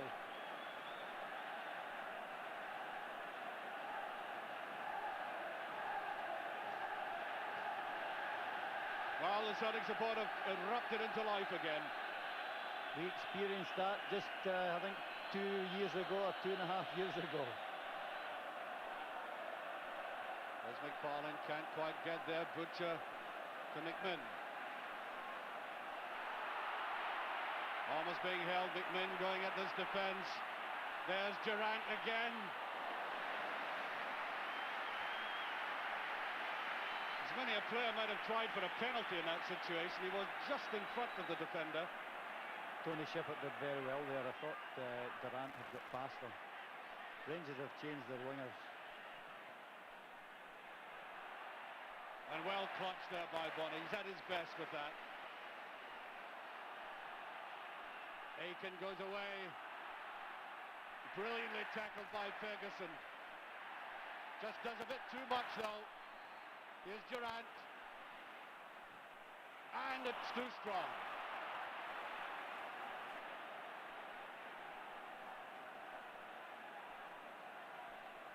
That's young David McFarlane who's on now. He's basically is a fullback.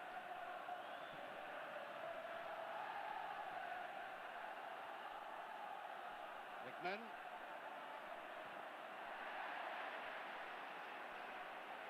Good tackle again by Grant. Not letting McMinn away with anything.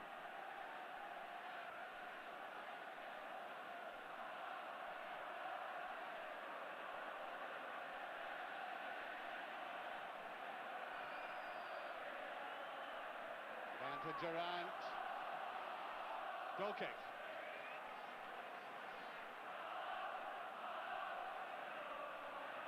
Could be slightly inclined to Celtic at this stage, Jim.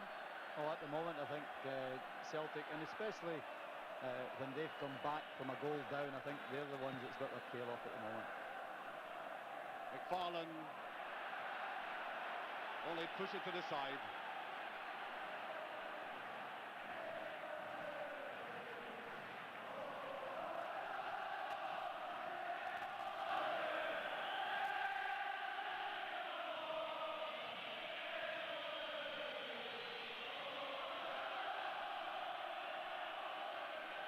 Cooper. Ferguson to Cooper. Did that brilliantly, and again, and brought down. Quite booked this time.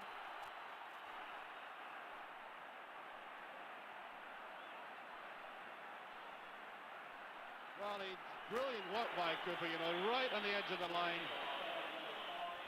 And the youngster just stood in his way. And Cooper was struggling from the last tackle he had. This is a man that Rangers can ill afford to lose at this stage, Jim. Oh, especially with the problems that the state the game is in at the moment. I think Davie Cooper's got to get the ball off Ted McMinn and take it for a run and take the pressure off Rangers a wee bit. I think Terry Butcher at the back, his experience has been tremendous at the different stages in the game when he's toned the game down for Rangers. Here's Durrant. Cooper getting treatment. Corner kick. Butcher will come up for this.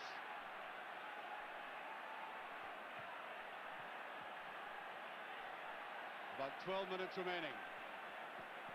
Young Ian Durrant. McFarlane just touched away though. Nico. On towards Butcher.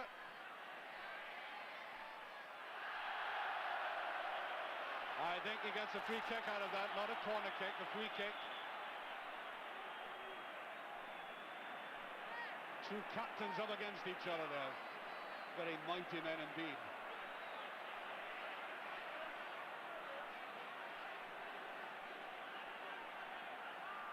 On to McMinn. There's Durrant. That's a crossover. And I think the goalkeeper... No. Just for a moment I thought Celtic were getting a free kick out of that.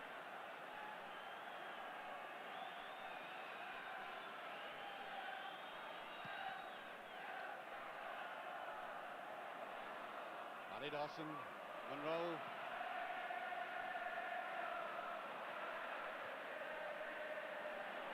Domenico is there.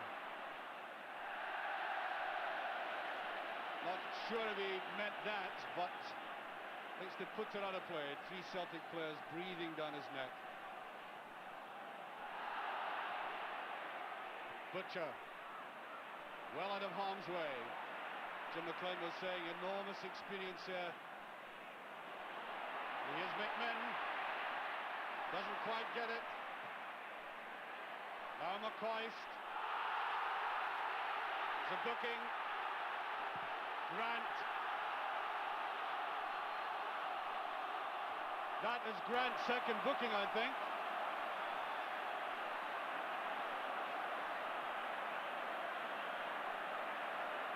Sorry, it's not. Misinformed there, it's his first booking. First booking for Peter Grant. Celtic are winning 5-1 in Butlins.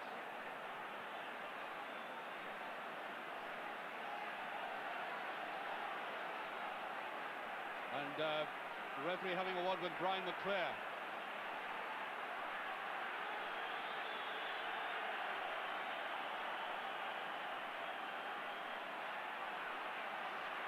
Free kick to Rangers. No, too near the goalkeeper again. Way Celtic go. McInally, lovely little ball round the side. McStay. Run by McInally here. It's a great run. Bo Johnson's in it. And they're put back and whipped away. Oh, brilliant play by Durant, though. Rangers almost taken apart. Cooper. Marvellous game this is. McMinn.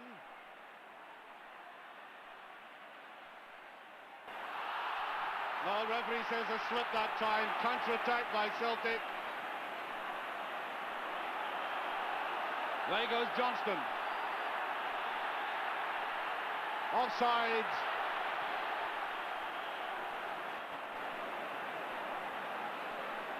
This game has a marvellous flow to it.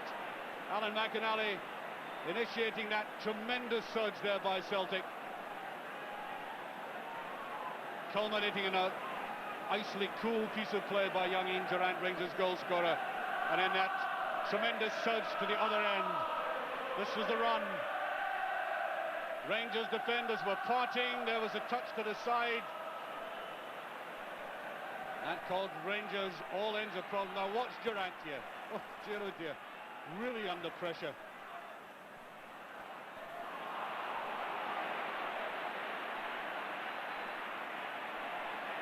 Ferguson. To Cooper. Free kick. And it has been very tousy, Jim, in the past 5-10 minutes.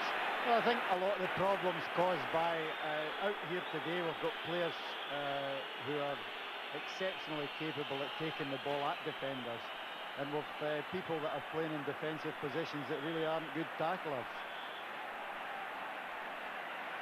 So free kick to Rangers. We definitely lack in the game enough players to take the ball to opposing defenders.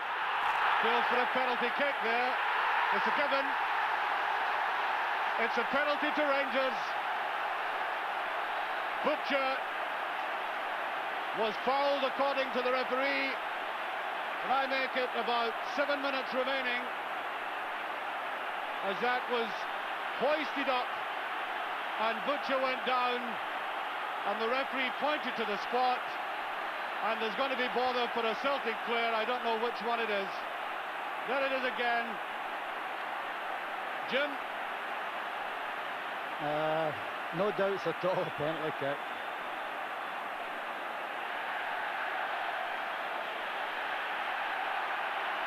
And I think it's the Celtic goalkeeper being booked.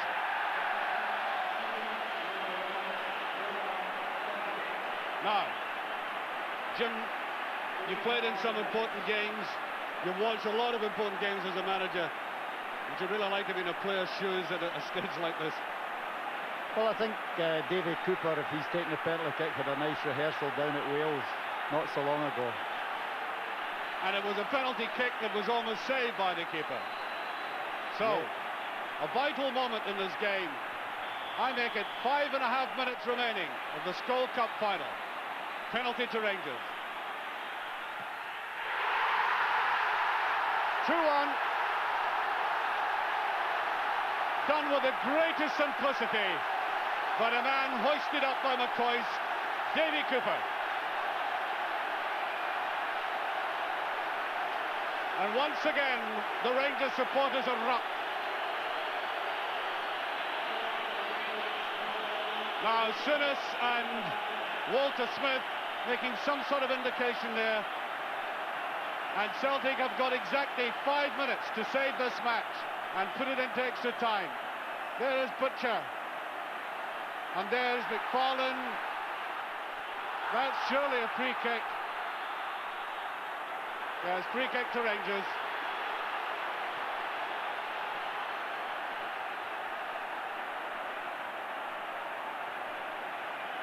It's one of these things, Jim, that the game, we said at the start, the game would hinge on a bit of luck, an awkward break, and I'm very sorry that was a bit of luck, but it's, as you say, it's a tragedy for the team to concede that at that stage. Yes, it's very, very difficult to accept a penalty kick against you. You're always looking from your point of view, but to me there was no doubt about it.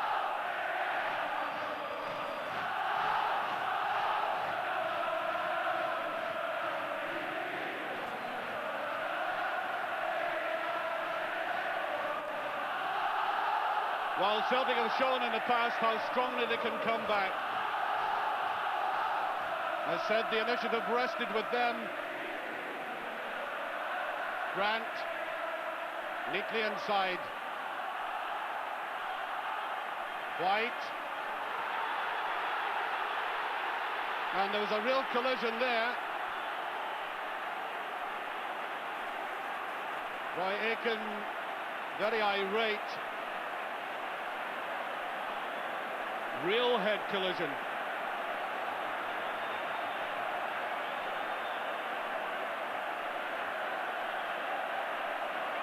I think it was quite accidental. I must say I was watching the ball.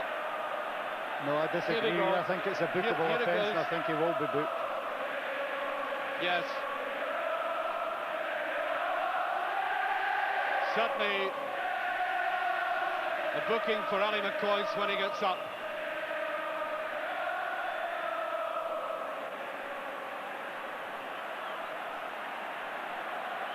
That was the infringement, and he's suffering.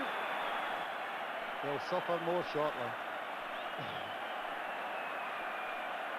And I'm not sure if Rangers would substitute Robert Fleck at this stage, but he's booked. No substitution, free kick to Celtic. On it goes. And I think the linesman is going to report an incident. He is indeed. Interesting to see what they are conferring about. Taking a long time about it, and he's going to speak to who?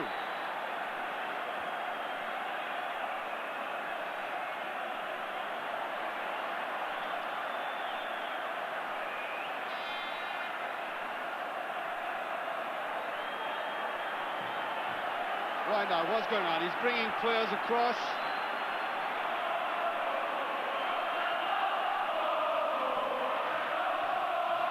What's going on? This is very intriguing, Jim. I didn't see anything happen at all. I was watching the McCoy's incident.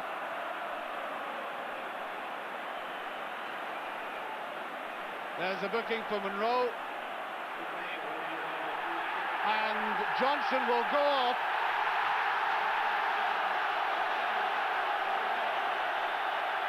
Rangers now playing against 10 men. And there is another one.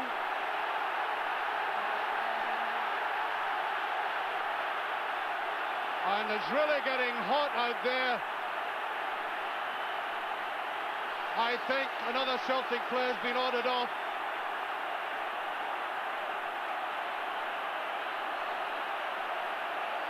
He certainly showed another red card there, Jim. Yes, I think it's Tony Shepherd.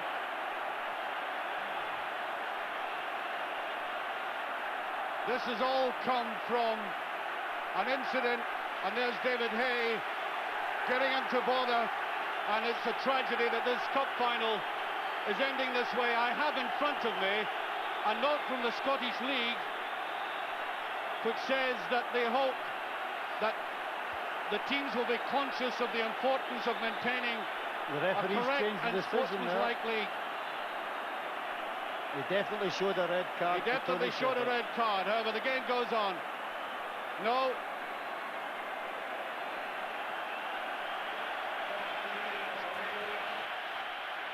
Robert Fleck for Alan Fleck McCoy. is now coming on for Ali McCoist. Free kick to Celtic. And we have no idea what that stoppage time was. I would make it there's still a full 4 minutes of playing time left, although our watch shows 45 minutes. Excellent save by the Rangers goalkeeper under pressure.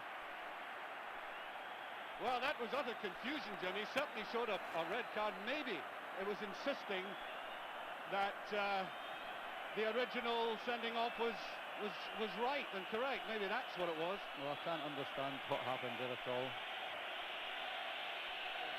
So Mo Johnson is off the pitch.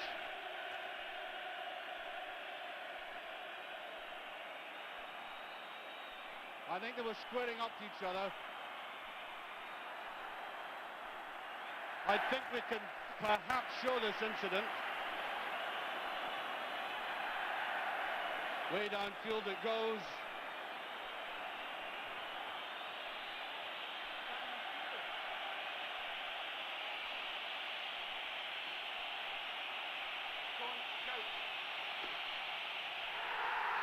And there goes the final whistle.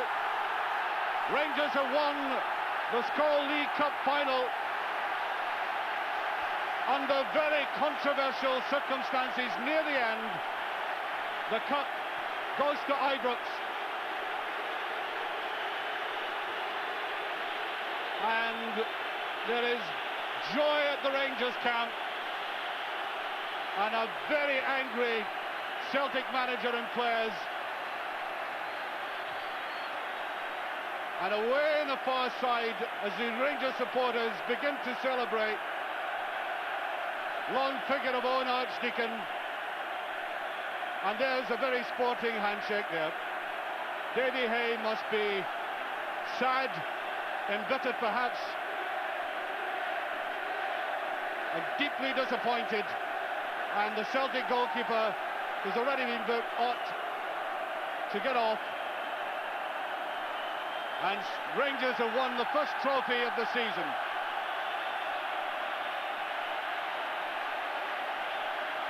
Now, let me just explain to you, the Scottish League, rather dampening things in my view by having them in a protocol in the centre. Man of the match, not surprisingly, Derek Ferguson, who I thought played quite brilliantly for Rangers. I would most certainly agree that it should have been a Derek, but it was hard to choose between Derek Ferguson and Derek White.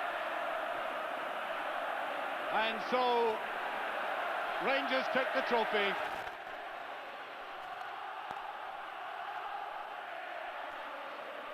And they're insisting and going towards the supporters.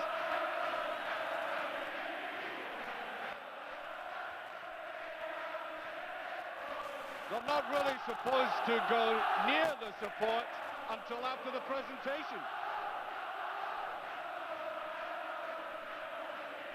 It must have been a nerve-wracking end to that game.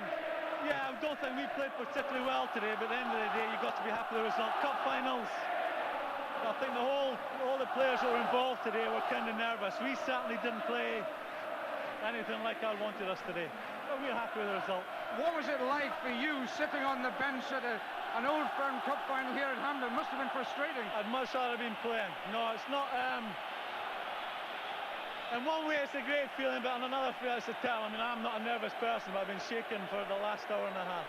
Well, what about the fans now behind you? You're obviously pleased for them. At the end of the day, you've got to be pleased for them more than the players. Right, we'll let you... They've had a lot of bad years in the past, and we're only going to try and fulfill all their hope. Well, do enjoy it. Thank you. I'll go speak to the players. Right, okay.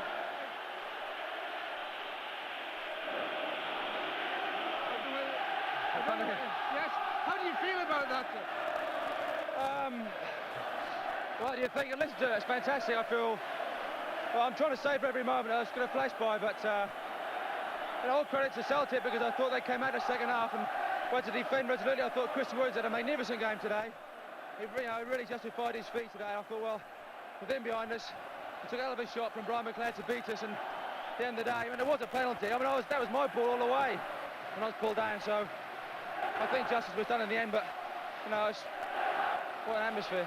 You played at big games in Wembley. What about the atmosphere here? Well, I think it's the best in the world. Played in World Cups and before, but incredible. Congratulations.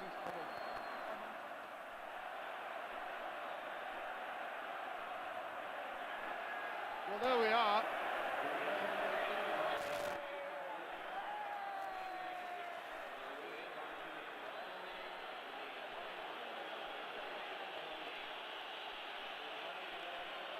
Well, there are the Rangers players now coming up for the presentation. And I totally agree with Terry Butcher there. Chris Woods was quite superb today.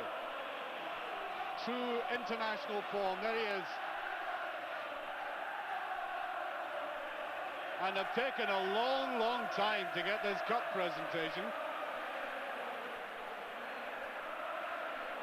I can't quite understand why they just don't get them up and get it over and done with. There's David McPherson. That is a cup waiting, with a shot of David McPherson there, who was suspended for today. And now Terry Butcher will become the first Englishman to lift that League Cup trophy high in air as the captain of a Scottish club.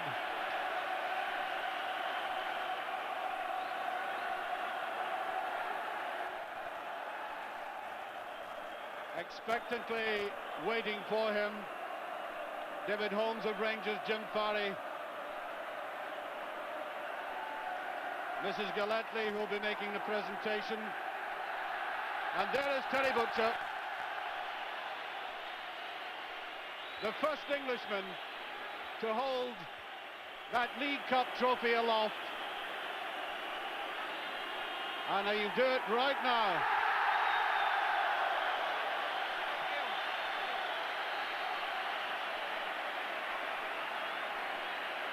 The huge Ranger support packed in here.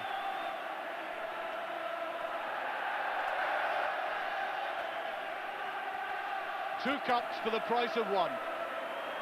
Behind him, the Rangers goalkeeper Chris Woods, Jimmy Nicholl, Cammy Fraser, Ali McCoy's hirpling, but winning a cup like that is a fair enough anaesthetic, is it not? Ted McMinn.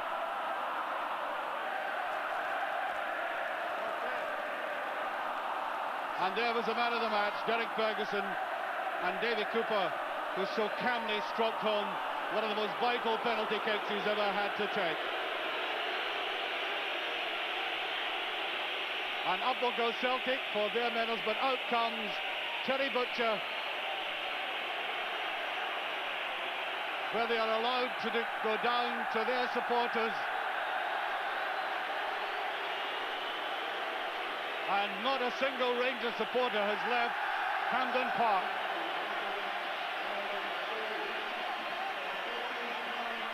There's a very gallant Celtic side.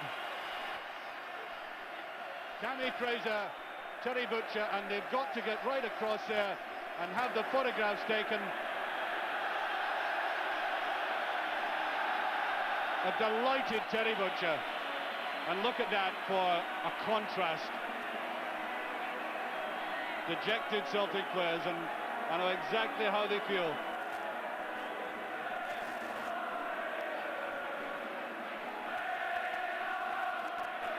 And the Rangers supporters demanding that their team goes back down there to greet them.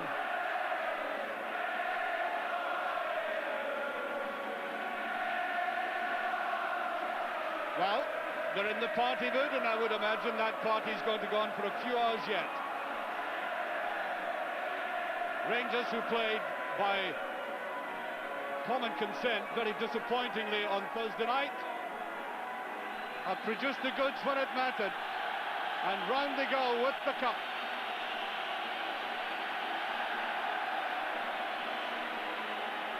To the delighted Rangers legions on the terracing. And Graham Souness has disappeared from all of this. He's leaving it to his players.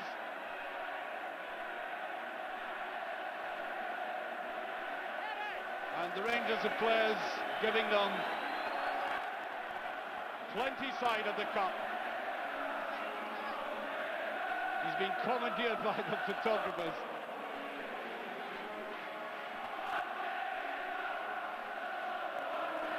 And our cameraman down there running around is doing a marvellous job.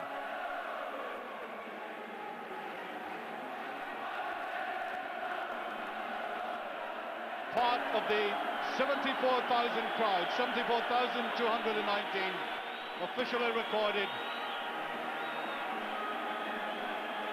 And the players patiently posing for photographs. As Chris Woods, who had a quite outstanding game. We're on the team. Davie, how did you feel when you stood up to take the penalty?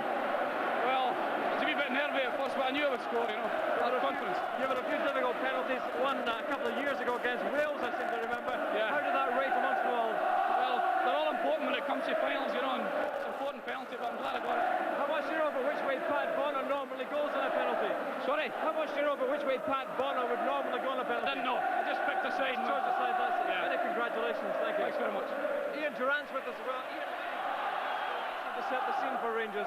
Oh, I don't know, Celtic come back strong, you know, so when you go one up ahead, you're always the back your mates, Celtic are going to come back, you know. So I thought we need another goal and make it sure. So then Kirk just stepped up and make it 2-1. Maybe you could describe the goal to us. How did you see it? Well, it was a free kick that came across and it just sort of come off Big Terry's head. I just felt the ball on my bad foot. I goes, oh no, here we go. So I just had to shut my eyes and had it. You're making a habit of scoring against Celtic these days. Oh, as long as I keep doing it. Carry still. Thanks very much.